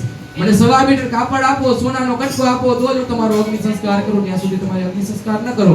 કદાચ આપણો પુત્ર છે, તમે મને કે 1.25 પાલી ખીચડી નહીં આપો તો ચાલશે કે મારું ભોજન છે હું નહીં કરું એક દિવસ ભોજન. પરંતુ જ્યાં સુધી તમે આ 1.25 મીટર કાપડ અને સોનાનો કટકો ના આપો ત્યાં સુધી, સોના મોહર ના આપો ત્યાં સુધી અગ્નિ સંસ્કાર નહીં કરવા દો. અને પછી અંત સમયે હરિશ્ચંદ્રની સામે તારામતી રોવે છે કે આપણા પુત્રને તમે અગ્નિ સંસ્કાર નથી કરવા દેતા. ત્યારે હરિશ્ચંદ્ર કહે છે કે આ સત્યની બજારની અંદર, આ ઘોર કલિયુગની અંદર હું સત્યની માટે વેચાણો છું. તો હું આજે આ મૃત્યુ સમય મારા દીકરાનું મૃત્યુ થઈ જાય તો પણ હું સત્યને છોડું નહીં. ત્યારે કહે છે સત્યમ નારાયણમ વ્રતમ સત્યમ નારાયણમ યચ. કે આ સત્યમ છે ને એ જ નારાયણનું વ્રત છે અને સત્યમ એ જ નારાયણ છે. પછી હરિશ્ચંદ્રની પરીક્ષા પૂર્ણ થાય છે ત્યાં વિશ્વામિત્ર પ્રગટ થાય છે. વિશ્વામિત્ર એને આશીર્વાદ આપે છે, એના પુત્રને પાછા સંજીવન કરે છે, એનું રાજ્ય પાછું આપે છે. આ હરિશ્ચંદ્રના વંશની અંદર હરિશ્ચંદ્રનો પુત્ર રોહિત થયો, રોહિતનો પુત્ર હરિત થયો, હરિતનો પુત્ર ચંપ થયો, ચંપનો પુત્ર સુદેવ થયો અને સુદેવનો પુત્ર વિજય થયો. આ વિજયને ત્યાં ભરૂક થયા, ભરૂકને ત્યાં વૃક થયા, વૃકને ત્યાં બાહુક થયો અને બાહુકનો પુત્ર સગર થયો. આ સગર એ જ જે આ સગર રાજાની કથા આપણે સાંભળી છે. આ સગર થયા. આ સગર રાજા પોતાના રાજ્યની અંદર રાજ કરતા હતા. અયોધ્યા નગરીની અંદર રાજ કરતા હતા. અયોધ્યાના બધા રાજાઓ છે. અયોધ્યાની અંદર રાજ કરતા હતા એટલે અશ્વમેઘ યાગ કરે છે, અનેક વિધના અશ્વમેઘ યાગ કરે છે. એવામાં એક વખત અશ્વમેઘ યાગ ચાલુ હતો અને ઇન્દ્રને વિચાર આવ્યો કે સગર પણ અનેક વિધના યજન કરે છે. અને ઇન્દ્ર કોને કહેવાય કે જે તમારા સદકર્મને રોકીને આ ઇન્દ્રનું કાર્ય હતું. દેવતાઓનો રાજા હતો, પરંતુ પૃથ્વી ઉપરના મનુષ્યનો ચંચલત્વનો સ્વભાવ છૂટે નહીં એનું ધ્યાન પણ રાખતો હતો. ક્યારેય કોઈ ઋષિમુનિઓ યજન કરતા હોય, કોઈ ઋષિમુનિઓ તપશ્ચર્યા કરતા હોય એટલે અપ્સરાને મોકલી દે એનો તપ ભંગ કરવા માટે. જો કદાચ એમ ન થાય તો પોતે અનેક વિધિના પ્રપંચ રચે. એટલા માટે ઇન્દ્રએ આ અશ્વમેઘનો ઘોડો ચોરી જાય છે. સગર રાજાના અશ્વમેઘનો ઘોડો ઇન્દ્ર ચોરી જાય છે. એની પાછળ સગર રાજાના 60,000 પુત્રો આવતા હતા અશ્વમેઘના ઘોડાની સાથે. અને ઇન્દ્ર અનેક દિવસો સુધી આ ઘોડાને છુપાવી રાખે છે. એક દિવસ ઇન્દ્રને મનની અંદર પ્રપંચ જાગૃત થયો એટલે કપિલ મુનિના આશ્રમની અંદર આ ઘોડાને બાંધીને જતો રહ્યો છે રાત્રિના સમયે ઇન્દ્ર મહારાજ. સગર રાજાના 60,000 પુત્રો પૃથ્વી પર આમ તેમ પરિભ્રમણ કરતા હતા એટલે જોયું કે કપિલ મુનિના આશ્રમની અંદર આપણા અશ્વમેઘનો ઘોડો છે. એટલે કપિલ મુનિને ન કહેવા યોગ્ય શબ્દ કહે છે, કપિલ મુનિ ઉપર આક્રમણ કરે છે. અને કપિલ મુનિ ધ્યાનની અંદર હતા, પરંતુ એની ઉપર આક્રમણ થયું એટલે કપિલ મુનિએ માત્ર ને માત્ર આગ ખોલી. આગ ખોલતાની સાથે જે 60,000 સગરના પુત્ર હતા એ બળીને ભસ્મ થઈ ગયા, રાખ થઈ ગયા. આ બાજુ સગર પણ વિચાર કરે છે કે મારો અશ્વમેઘનો ઘોડો પણ નથી મળતો, મારા 60,000 પુત્રોના પણ કઈ સમાચાર નથી. અનેક પ્રકારનો સગર આમથી આમ પરિભ્રમણ કરે છે. પછી સગર રાજાની બીજી પત્ની હતી જે કોચીની. આ કોચીના પુત્ર અસમંજસ અને આ અસમંજસના પુત્ર અંશુમાન થયા.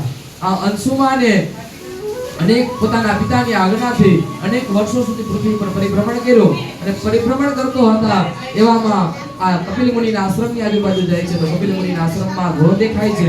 ત્યારે કપિલ મુનિને વાત કરે છે કે આ ઘોડો ક્યાંથી આવ્યો? તો મારા દાદાશ્રીના અશ્વમેઘનો ઘોડો છે. ત્યારે કહે છે કે આવી રીતનો ઇન્દ્ર ઘોડોને છોડી ગયો છે અને મારી પર આવી રીતનું આક્રમણ થયું હતું. એટલે મેં જેની આક્રમણ કર્યું હતું 60,000 સગરના પુત્રોને મેં મારી દ્રષ્ટિથી બાળીને ભસ્મ કરી નાખ્યા છે. ત્યારે અંશુમાન જોઈ છે તો આજુબાજુ એના જે પોતાના કાકાઓના દાદાઓના જે શરીરના હાડકાઓ અને રાખ દેખાય છે. ત્યારે અંશુમાન પોતાના પિતાને અસમંજસને વાત કરે છે અને અંશુમાન અને અસમંજસ બે તપ કરવા માટે બેસી જાય છે. અનેક વર્ષો સુધી મા ગંગાજીને તપ કરે છે. અનેક વર્ષોથી પહેલા બ્રહ્માજીને તપ કરે છે. બ્રહ્માજીને તપ કરીને બ્રહ્મા પ્રસન્ન થાય છે અને બ્રહ્માજીને કે પ્રાર્થના કરે છે કે મારા 60,000 ભાઈઓને મુક્ત કરાવવા માટે તમે કંઈક ઉપાય કરો, મારા 60,000 ભાઈઓનો મુક્તિ માટે તમે કંઈક ઉપાય બતાવો. ત્યારે બ્રહ્માજી કહે છે કે આને ઉપાય છે એક જ માત્ર કે ગંગાજલ આની ઉપર માત્ર પ્રોક્ષણ કરવામાં આવે, આના હટકા ઉપર આની રાખ ઉપર ગંગાજલ પ્રોક્ષણ કરવામાં આવે એટલે આ પાછા મોક્ષને પામી જાય, ભગવાનના ચરણને પામી જાય. ત્યારે બ્રહ્માજીને કહે છે અંશુમાન કે જો કદાચ ગંગાજી મારે છાટવું હોય, ગંગાજળનું પ્રોક્ષણ કરવું હોય તો ગંગાજળ છે ક્યાં? તો અત્યારે ગંગાજી સ્વર્ગની અંદર વાસ કરે છે. ગંગાજીને સ્વર્ગની અંદરથી પૃથ્વી પર લાવો.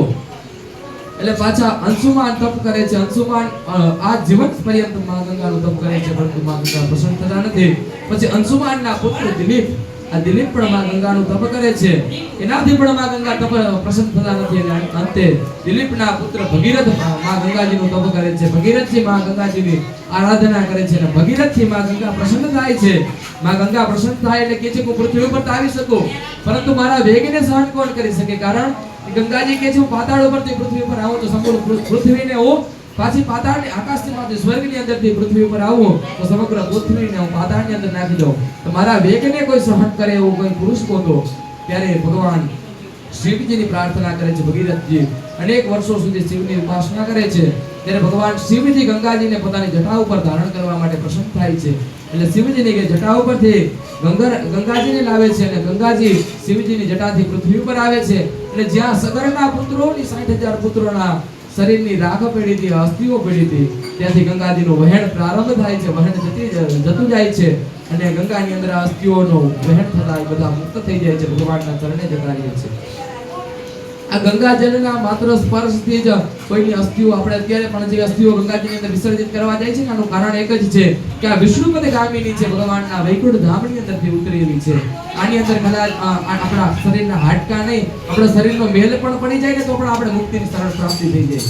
એટલા માટે ગંગાજીની મહિમાનું ગાન કર્યું છે. આ પછી પાછી વંશાવલી આવે છે. ભગીરથના પુત્ર શ્રુત થયા. હવે સૂર્યવંશની વંશાવળી બતાવેલી છે. થોડા જ સમયની અંદર ભગવાન રામનું ચરિત્ર આવે છે. તો આ સૂર્યવંશની વંશાવલી બતાવેલી છે કે ભગીરથના સુરત થયા, સુરતના પુત્ર નાભ થયા, આ નાભના પુત્ર સિંધુદ્વીપ થયા, સિંધુદ્વીપના પુત્ર આયુતાપ થયા, આયુતાપના પુત્ર ઋતુપર્ણ થયા, ઋતુપર્ણના પુત્ર શ્વકામ થયા, શ્વકામના પુત્ર સુદામ થયા, અને સુદામના પુત્ર સૌદામ થયા, આ સૌદામના પુત્ર અશ્મક થયા, અને અશ્મકના પુત્ર મુલક થયા. આ મુલક એવા હતા કે જ્યારે પરશુરામજીએ પૃથ્વી ઉપર આ પૃથ્વી ઉપરના ક્ષત્રિયોને મારી નાખવા માટે, પૃથ્વી ઉપરના ક્ષત્રિયોનો સંહાર કરવા માટે 21 વખત નક્ષત્રીય પૃથ્વી કરીને ત્યારે આ મુલકને સંતાડીને રાખી દેવામાં આવ્યો હતો, ગુપ્ત હાચવીને રાખી દેવામાં આવ્યો હતો. કોઈને ખ્યાલ જ નતો આવવા દીધો કે આ મુલક નામનો રાજા છે ને એ ક્ષત્રિય છે, એને બ્રાહ્મણના વેશની અંદર પરિભ્રમણ કરાવતા હતા કે આ તો બ્રાહ્મણનો દીકરો છે. અને આ ક્ષત્રિય કુલનો એકમાત્ર બીજ આ બચી જાય છે. આ મુલકને ત્યાં દશરથ થાય છે, આ દશરથને ત્યાં ઓડવીટ થાય છે, ઓડવીટના પુત્ર વિશ્વસ્વા થાય છે, વિશ્વસ્વાના પુત્ર ખટવાંગ થાય છે, ખટવાંગને ત્યાં દીર્ઘબાહુ થાય છે, દીર્ઘબાહુના પુત્ર રઘુ થાય છે. આ રઘુ ઉપરથી રઘુકુલ આખું કહેવાય છે. રઘુ રાજા હતા, એ ખૂબ જ પરાક્રમી હતા, અને એટલું પરાક્રમ હતું કે સભ્ય સાચી કહેવાય એક સાથે બે હાથે તીર ચલાવી શકતા. રઘુનું વર્ણન કરેલું છે રામચરિત માનસની અંદર અનેકવિધ. ભાગવતની અંદર 2 શ્લોકની અંદર 2 અધ્યાયની અંદર જ રામચરિત રઘુ બતાવેલું છે. પછી આ રઘુના પુત્ર અજ થયા, અને અજના પુત્ર દશરથ થયા. પછી દશરથની કથા બતાવેલી છે કે દશરથ રાજાના લગ્ન થાય છે, દશરથ રાજાના લગ્ન થાય છે એટલે દશરથ રાજાને ત્યાં કોઈ સંતાનની પ્રાપ્તિ નથી થતી. અનેકવિધ યજ્ઞાદિ કાર્ય કર્યું હતું, અનેક પ્રકારના યજ્ઞ કાર્ય કર્યા હતા. પછી વશિષ્ઠ ઋષિની આજ્ઞાથી ભગવાન દશરથ રાજા, ભગવાનના પિતા દશરથ રાજા પુત્ર કામેષ્ટિ યજ્ઞ કરે છે, પુત્ર કામેષ્ટિ યજ્ઞ કરે છે. આ યજ્ઞની અંદર, યજ્ઞશાળાની અંદર સ્વયં અગ્નિદેવ પ્રગટ થાય છે, અને અગ્નિદેવ પ્રગટ થઈ અને ભગવાનના પિતા દશરથ રાજાને ચરુ આપે છે. એમ કહે છે કે આ ચરુ તમારી પત્નીઓને ગ્રહણ કરાવજો, તમારી પત્ની ગ્રહણ કરશે એટલે એને પુત્રની પ્રાપ્તિ થશે. ચરુમાંથી એક ભાગ સુમિત્રાને આપે છે, એક કૈકેયીને આપે છે, અને એક ત્રણેય પત્નીઓને 3 ભાગ અલગ અલગ આપી દીધા છે. પછી થોડો જ સમય વ્યતીત થયો એટલે ભગવાન દશરથજીના ત્યાં સારા દિવસો પસાર થવા માંડ્યા, અને 4 પુત્રોનો જન્મ થાય છે, 4 સંતાનો આવે છે. રામ લક્ષ્મણ ભરત શત્રુઘ્ન સંજ્ઞકા ચતવારો તારાહ. કે છે રામ લક્ષ્મણ ભરત અને શત્રુઘ્ન 4 સ્વરૂપની અંદર ભગવાન આવે છે.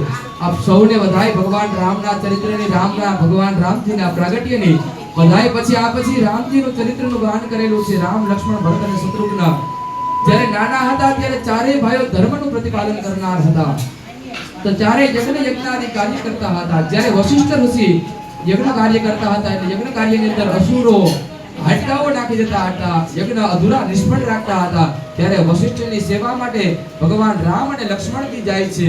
આ યજ્ઞની રક્ષા માટે સ્વયં યજ્ઞ પુરુષ જાય છે. એવામાં એક દિવસ જનકપુરીની અંદર જનક રાજાના રાજ્યની અંદર એક સ્વયંવર થાય છે. આ સ્વયંવરની અંદર અનેક રાજાઓ જાય છે, અને વશિષ્ઠ જનકના કુલપુરોહિત હોવાના નાતે જાય છે, પોતાની સાથે પોતાના શિષ્યને લઈને જાય છે. અને બધા શિષ્યો જાય છે એટલે રામ લક્ષ્મણ ભરત અને શત્રુઘ્ન ચારેય ભાઈઓ જાય છે. એવામાં સ્વયંવરમાં અનેક રાજાઓ, સ્વયંવરની અંદર ધનુષ રાખેલું હોય છે, ભગવાન શિવજી દ્વારા આપેલું ધનુષ રાખેલું હોય છે. આ ધનુષને ઉપાડવા માટે અનેક રાજાઓ આવે છે. શરત એટલી હતી કે આ ધનુષનો જે પ્રત્યંચા ચડાવે એને સીતાનો સાથે લગ્ન કરાવે, સીતાજીની સાથે લગ્ન કરાવે. આ સીતા વિદેહીની સાથે લગ્ન કરાવવા માટે અનેક રાજાઓ આવે છે. બધા પોતપોતાની રીતે ધનુષ ઉપાડે છે. અમુક રાજાથી ઉપડે છે, અમુકથી હલે છે. રાવણ પણ આવે છે, પરંતુ એનાથી ધનુષ હલતું પણ નથી.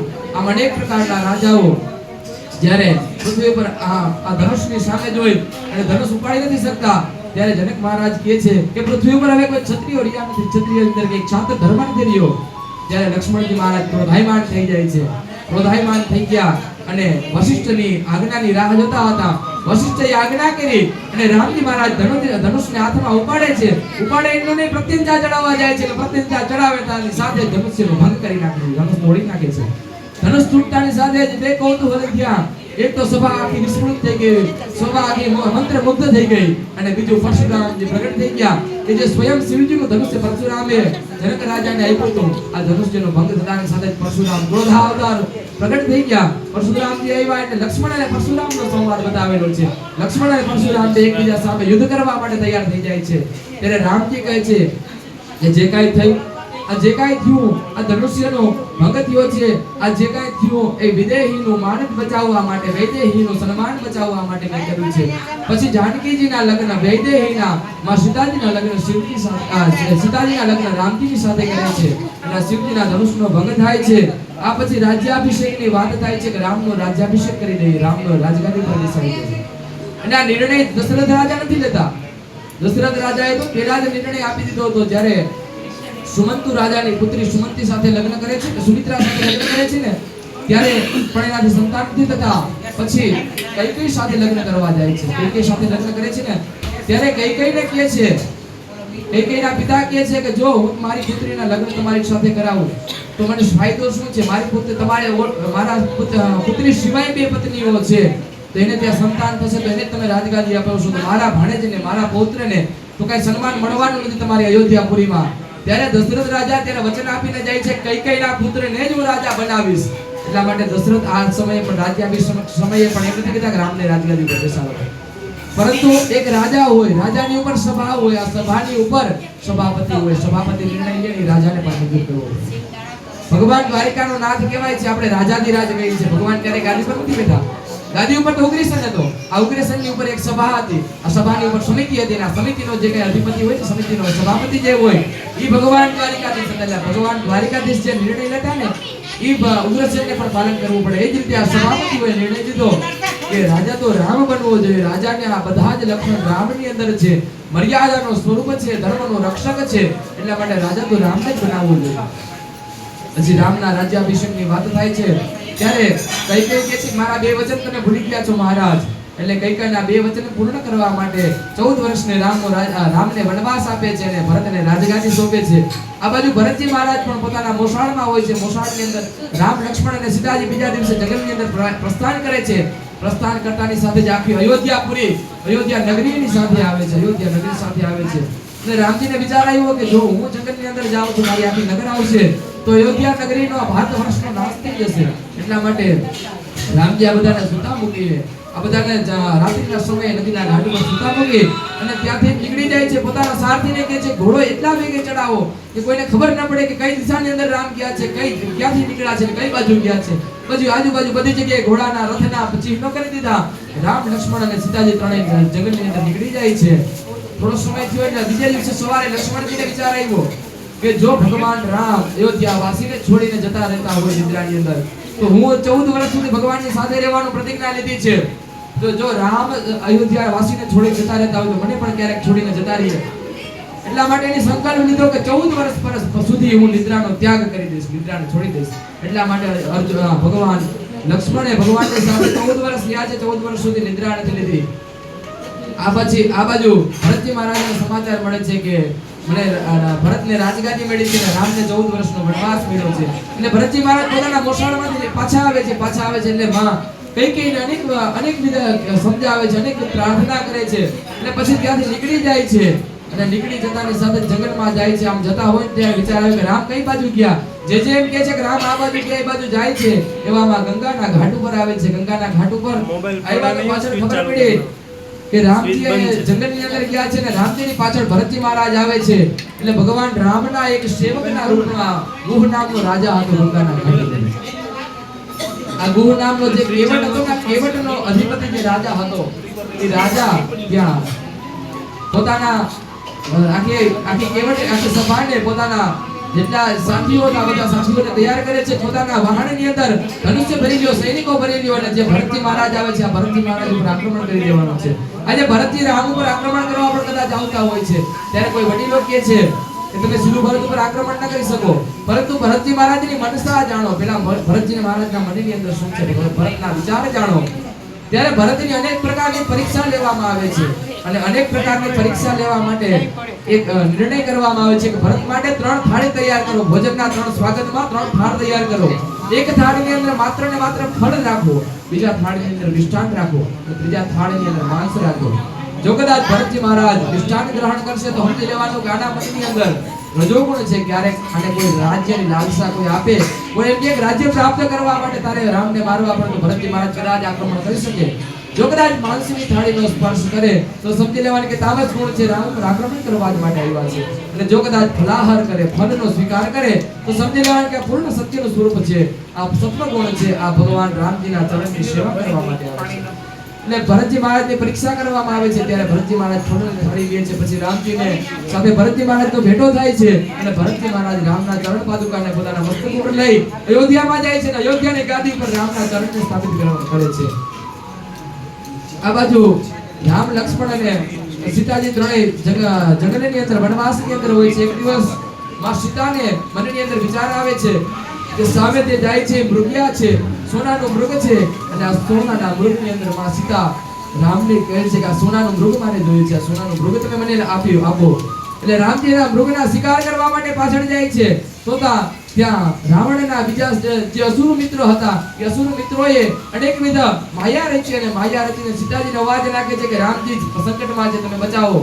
ત્યારે લક્ષ્મણજીને માં સીતા આજ્ઞા કરે છે કે તમે જાઓ, તમે પણ તમારા ભાઈની રક્ષા કરવા માટે જાવી હરણની પાછળ જંગલની અંદર જાય છે અને કદાચ એની હરણની પાછળ કઈક સંકટમાં હશે એટલા માટે આજ ભગવાન રામ અવાજ નાખે છે, તમે એની પાછળ જાઓ. ત્યારે લક્ષ્મણ કહે છે ભગવાન રામ પૂર્ણ પુરુષોત્તમ છે, એની રક્ષા કરવા મારે ન જવું પડે, પરંતુ માં સીતા અનેક પ્રકારના અવધૂત રામાયણની અંદર કહે છે સીતા કે તારા મનની અંદર વિચાર છે કે જો રામની મૃત્યુ થઈ જાય તો સીતાના લગ્ન તારી સાથે થાય, હું સતી પાલન કરી લઈશ, સતી થઈ જઈશ પણ તારી સાથે લગ્ન નહીં કરું. અવધૂત રામાયણ કહે છે કે લક્ષ્મણજી મહારાજને સીતા મેણું મારે છે, પછી લક્ષ્મણજી પોતાની લક્ષ્મણ રેખા કરે અને જતા રહીએ છે. અને આ બાજુ રાવણ એક સાધુનું સ્વરૂપ ધારણ કરીને ત્યાં આવે છે અને ભિક્ષા માંગે છે. ત્યારે સીતાજી ભિક્ષા આપે છે તો ભિક્ષાની અંદર સાથે રાવણ સીતાનું હરણ કરીને લેતા જાય છે. રાવણ સીતાને લઈને જતા રહે છે. આ પછી રામાયણની કથા રામાયણની અંદર અનેક વર્ણન બતાવેલા છે, પરંતુ ભાગવતજીની અંદર ભાગવતના 9મા સ્કંદની અંદર રામ અને રાવણનું સીધું યુદ્ધ બતાવેલું છે. રામ અને રાવણના યુદ્ધનું વર્ણન બતાવેલું છે. 9 દિવસ સુધી રામ અને રાવણ યુદ્ધ કરે છે. એમાં એક દિવસ લક્ષ્મણજી મહારાજ મૂર્છિત થઈ જાય છે, શેષા અવતાર સ્વયં મૂર્છિત થઈ જાય ત્યારે સંજીવની લેવા માટે હનુમાનજી મહારાજ જાય છે અને હનુમાનજી મહારાજ સંજીવની લેવા જાય છે. પછી લક્ષ્મણજીને પાછા જાગૃત કરે છે અને રાવણનો વધ કરે છે અને વિભીષણને રાજગાદી સોંપે છે. રાવણ અને કુંભકર્ણનો અંત કરે છે. અહીંયા સુખદેવજી મહારાજ કહે છે કે જય વિજયના બીજા બે અવતાર હતા રાવણ અને કુંભકર્ણ. આ રાવણ અને કુંભકર્ણનો ભગવાન રામના સ્વરૂપની અંદર અંત કરે છે, રામની અંદર એનો અંત કરે છે, ભગવાનના ભગવત્વની પ્રાપ્તિ કરાવે છે. અને પાછા ભગવાન રામ અયોધ્યાની અંદર જાય છે. અયોધ્યાની અંદર જઈ ભગવાનનું સ્વાગત થાય છે, ભગવાનનું ખૂબ અનેકવિધ સ્વાગત થાય છે. પછી ભગવાનને ત્યાં બે પુત્રનો જન્મ થાય છે, લવ અને કુશનો જન્મ થાય છે. આ બાજુ ભગવાન રામનો રાજ્યાભિષેક કરવામાં આવે છે, રામને રાજગાદી પર બેસાડવામાં આવે છે. પછી ભગવાન રામનું સ્વધામ ગમનની કથા બતાવેલી છે. ભગવાન રામ પોતાની આખી અયોધ્યા નગરીને સાથે લઈ, આખા અયોધ્યાપુરને સાથે લઈ, આખા અયોધ્યા નગરીને અયોધ્યા વાસોને સાથે લઈ અને ભગવાન રામજી મહારાજ સ્વધામની અંદર જાય છે, પોતાના વૈકુંઠ ધામની અંદર બધાને લઈ જાય છે. આ પછી આગળ કથા બતાવેલી છે કે જે રામના પુત્ર લવ અને કુશ હતા. આ કુશથી આખી વંશ પરંપરા ચાલી છે. કુશના અતિથિ થયા, અતિથિના નિષદ થયા, નિષદના નભ થયા, નભના પુંડરીક થયા, પુંડરીકના ક્ષેમધનવા થયા, ક્ષેમધનવાના દ્વાનિક થયા, આ દ્વાનિકના અહનિક થયા. આમાં હિરણ્યનાભ વગેરે અનેક મોટા રાજાઓ આવે છે અને અનેક રાજાઓનું વર્ણન બતાવેલું છે. આખી વંશ પરંપરા બતાવેલી છે. એ પછી તક્ષક છેલ્લે અંતે બતાવેલા છે તક્ષક થયો. આ તક્ષકનો વધ જે મહાભારતના યુદ્ધ સમયે અભિમન્યુએ કરી નાખ્યો હતો. સૂર્યવંશના અંતિમ રાજા તક્ષકનો વધ આ અભિમન્યુએ કરી નાખ્યો હતો, પરંતુ તક્ષકનો પુત્ર જે ગર્ભમાં હતો આ પુત્ર બૃહદબલ થયો. આ બૃહદબલથી ઉરુ થયો, એના દિવાક થયા, દિવાકનો ભાનુમાન થયો, ભાનુમાનના પ્રતીક્ષા થયા અને પ્રતીક્ષાના સુપ્રિય થયા. આ સુપ્રિયથી આખું ઇક્ષુવંશનું વર્ણન થાય છે આલે છે.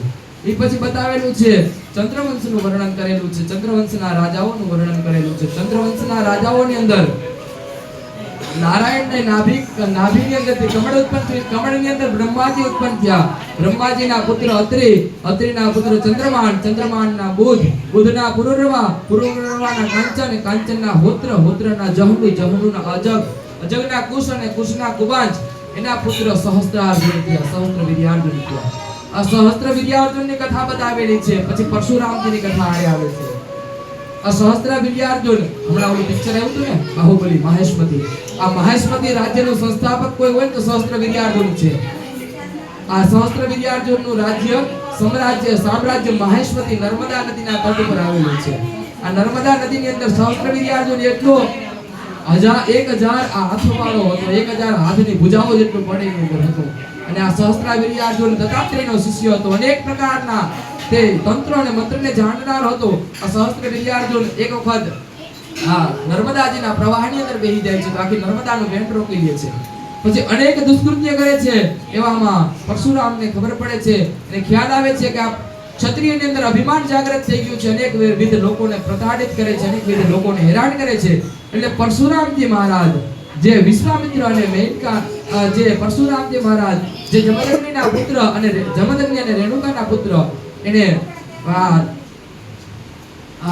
રાજા સહસ્ત્રાબીર્ય અર્જુનને મારી નાખ્યો છે, હત્યા કરી નાખી છે. પછી બધા ક્ષત્રિયો જે મદની અંદર મસ્ત હતા બધા ક્ષત્રિયોને 21 વખત પૃથ્વી પરથી હરાવે છે. આ પછી આગળ કથા બતાવેલી છે, યયાતિ ચરિત્ર બતાવેલું છે કે યયાતિ નામનો રાજા હોય છે.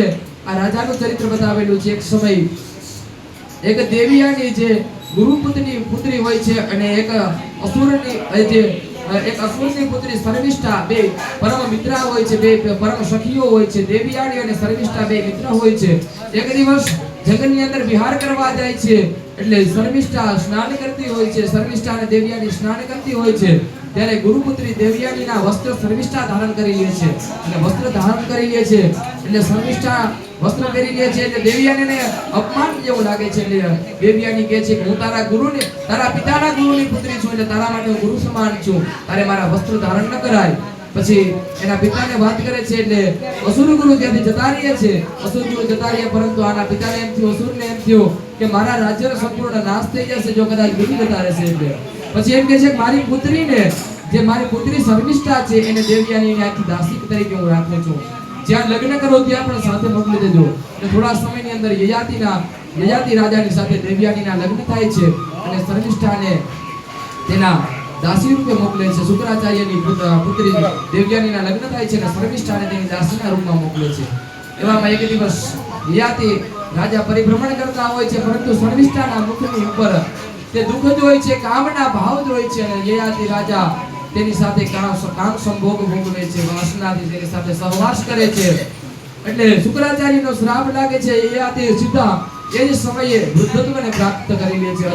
જે યૌવન હતું યૌવનને નાશ થઈ જાય છે, સંપૂર્ણ યુવા અવસ્થાનો નાશ થઈ જાય છે અને વૃદ્ધ શરીરને ધારણ કરી લે છે. પછી શર્મિષ્ઠાના પુત્ર પુરુ રાજા હતા. આ પુરુ રાજા એ પોતાના યૌવનનો પાછો એને દાન કરે છે. યયાતિને પોતાનું યૌવન આપે છે અને આ પુરુ રાજાથી પુરુ વંશ આખું વર્ણન બતાવેલું છે. આ પછી એ જ વંશની અંદર દુષ્યંત રાજાની કથા બતાવેલી છે. એ જ પુરુ વંશની અંદર જ એના પુત્ર દુષ્યંતની કથા બતાવેલી છે. અને આના માટે કાલિદાસે એક ગ્રંથ પણ લખેલો છે, અભિજ્ઞાન શાકુંતલ, કે શકુંતલા અને દુષ્યંતના પ્રેમની કથા બતાવેલી છે. કે વિશ્વામિત્ર અને મેનકાથી એક પુત્રીનો જન્મ થાય છે. આ પુત્રી વિશ્વામિત્ર અને મેનકાની પુત્રી હોવાથી સમાજથી તિરસ્કૃત હતી. આ અપ્સરાની પુત્રીને એક ઋષિના આશ્રમની અંદર ઉછેરીને મોટી કરવામાં આવતું હતું. આ પુત્રીનું નામ શકુંતલા રાખ્યું હતું. એક દિવસ એ આશ્રમની અંદર એક રાજા પોતાના શિકાર કરવા માટે ત્યાંથી નીકળે છે અને આશ્રમની અંદર આ સુંદર સ્ત્રીને જોઈ છે. આ એક સુંદર અપ્સરા જેવી સુંદરીને જોઈ છે એટલે રાજા તેની સાથે મોહિત થઈ જાય છે. બંનેને એકબીજા પ્રત્યે પ્રેમ થઈ જાય છે. અનેક સમય સુધી ત્યાં રહે છે, અનેક સમય સુધી બે સાથે રહે છે. અને જે રાજા દુષ્યંત હતો એ પોતાની વીંટી એ શકુંતલાને આપી દે છે, એની વીંટી આપી દે છે. કાલ્યો તમે મારી વીંટી રાખજો, મારા પ્રેમની નિશાની છે. પછી આ શકુંતલા ગર્ભવતી થાય છે અને દુષ્યંત રાજા પોતાના રાજ્ય તરફ જાય છે.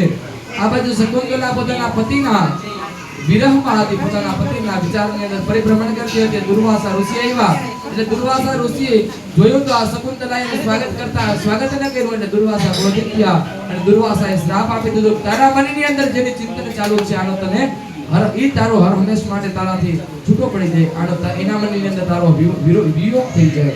દુર્વાસાનો શ્રાપને સ્વીકાર કર્યો અને શકુંતલા એક વખત નદીના ઘાટમાં જલ ભરવા ગઈ હતી. પોતાના હાથની અંદરથી જે વીંટી હતી નદીની અંદર પડી જાય છે અને આ વીંટી એક માછલી ગ્રહણ કરી જાય છે.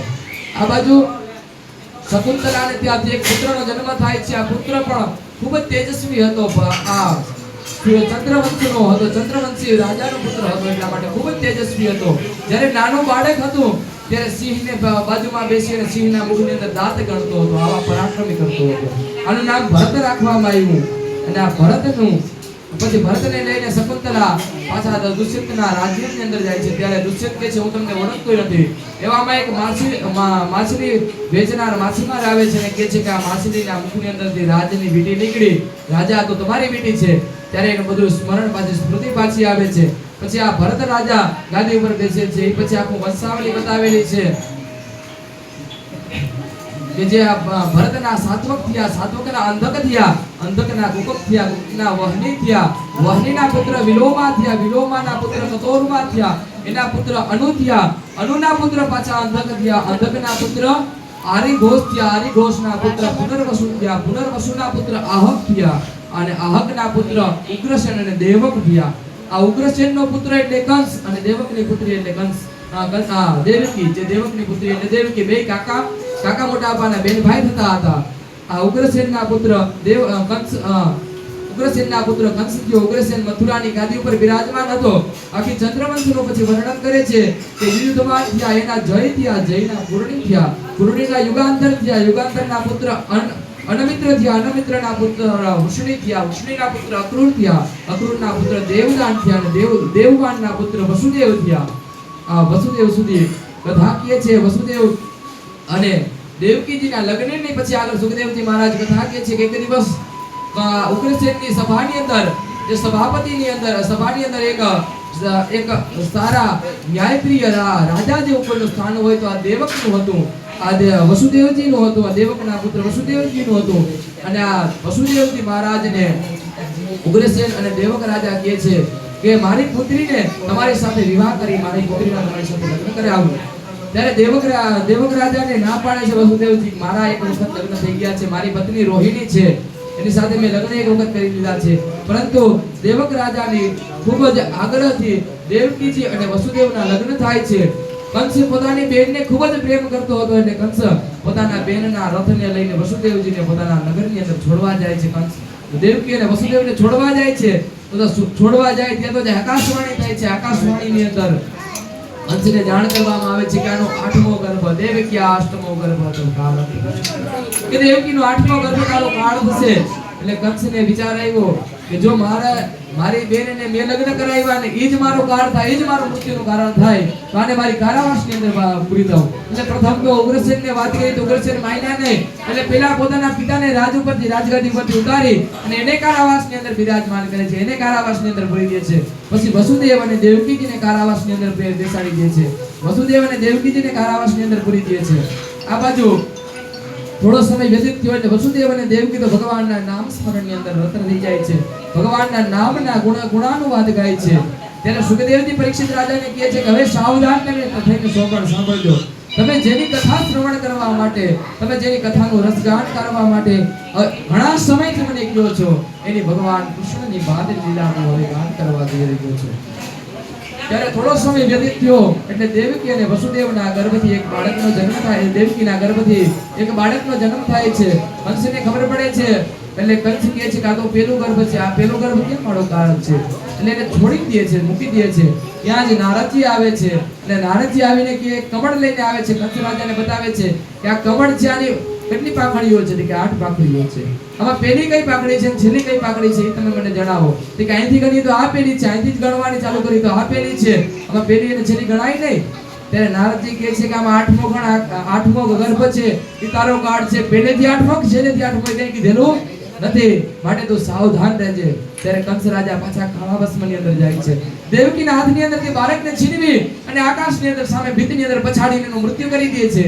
આ બાજુ થોડા સમય વ્યતીત થાય, બીજો બાળકનો જન્મ થાય છે. એ જ રીતે એનું મૃત્યુ કરી દે છે. 6 બાળકનો જન્મ થઈ જાય છે. 6 બાળકને એ જ રીતે જન્મ થાય અને કંસ દિવાલની અંદર પછાડી અને મૃત્યુ કરી દે. પછી તો દિવાલની અંદર 1 2 3 4 આવી રીતના ધાબા દેખાતા હતા. દેવકી માં ધાબા ગણતી હતી કે બધા 6 ધાબા થઈ ગયા છે.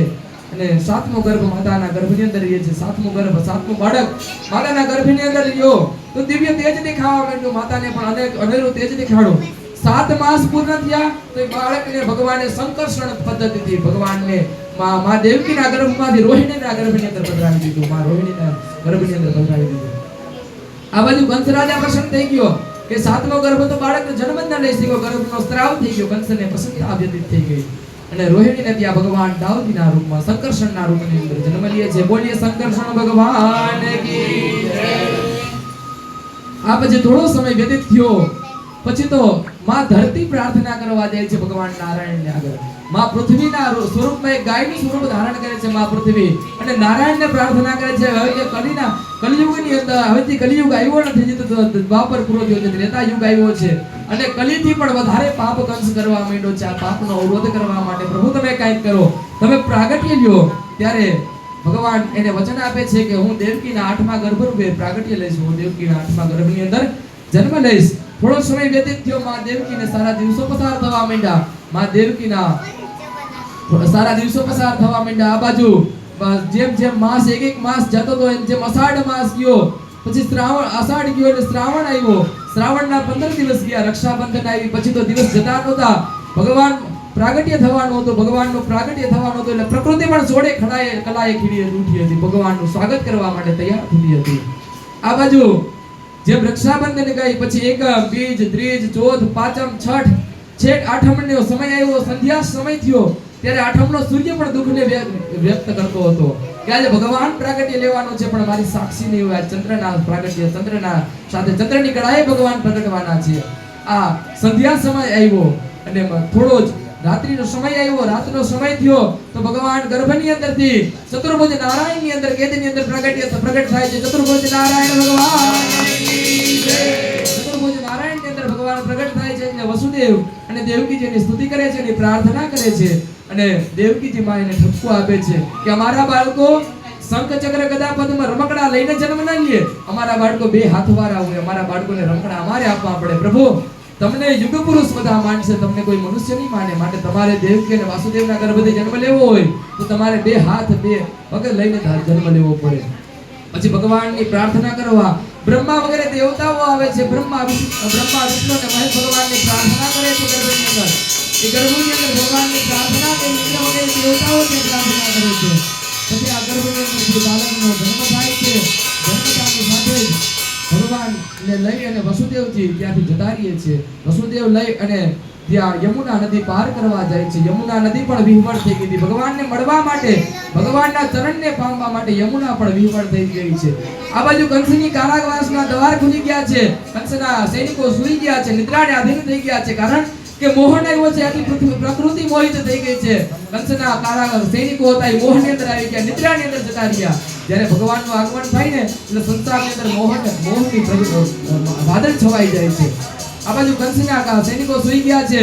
વસુદેવ ટોપલાની અંદર લઈ અને ત્યાંથી જતા રહે છે, યમુના નદીની અંદર પાર કરે છે. તો યમુના ઉતાવળી થાય છે ભગવાનના ચરણને પામવા માટે. પછી ભગવાન પોતાનું ચરણ યમુનાને સ્પર્શ કરાવે છે. યમુના શાંત થઈ જાય છે, યમુના ધીર થઈ જાય છે.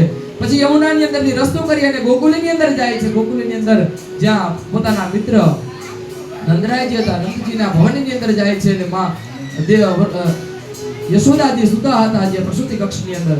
ત્યાં એક સુંદર બાળકી રમતી હતી. આ બાળકીને લઈ અને ભગવાન ત્યાં આ નંદનને છોડીને જતા રહે છે. ત્યાંથી પાછા કારાવાસની અંદર જાય છે. કારાવાસની અંદર જાય તો મોહનો પડદો હટી જાય છે, બધા જાગૃત થાય છે.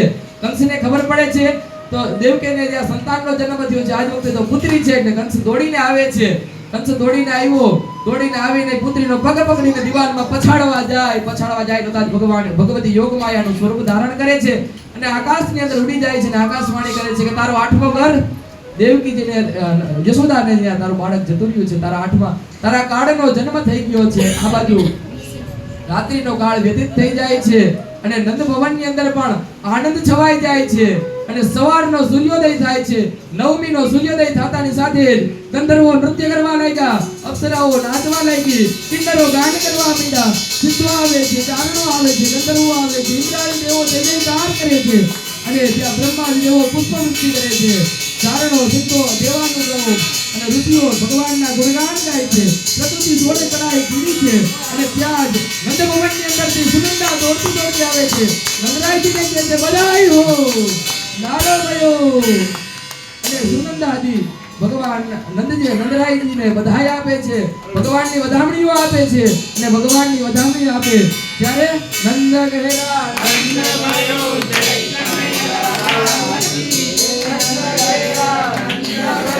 જય કનૈયા લાલ કી હાથી ઘોડા પાલકી જય કનૈયા લાલ કી હાથી ઘોડા પાલકી જય કનૈયા લાલ કી નંદ ઘેરા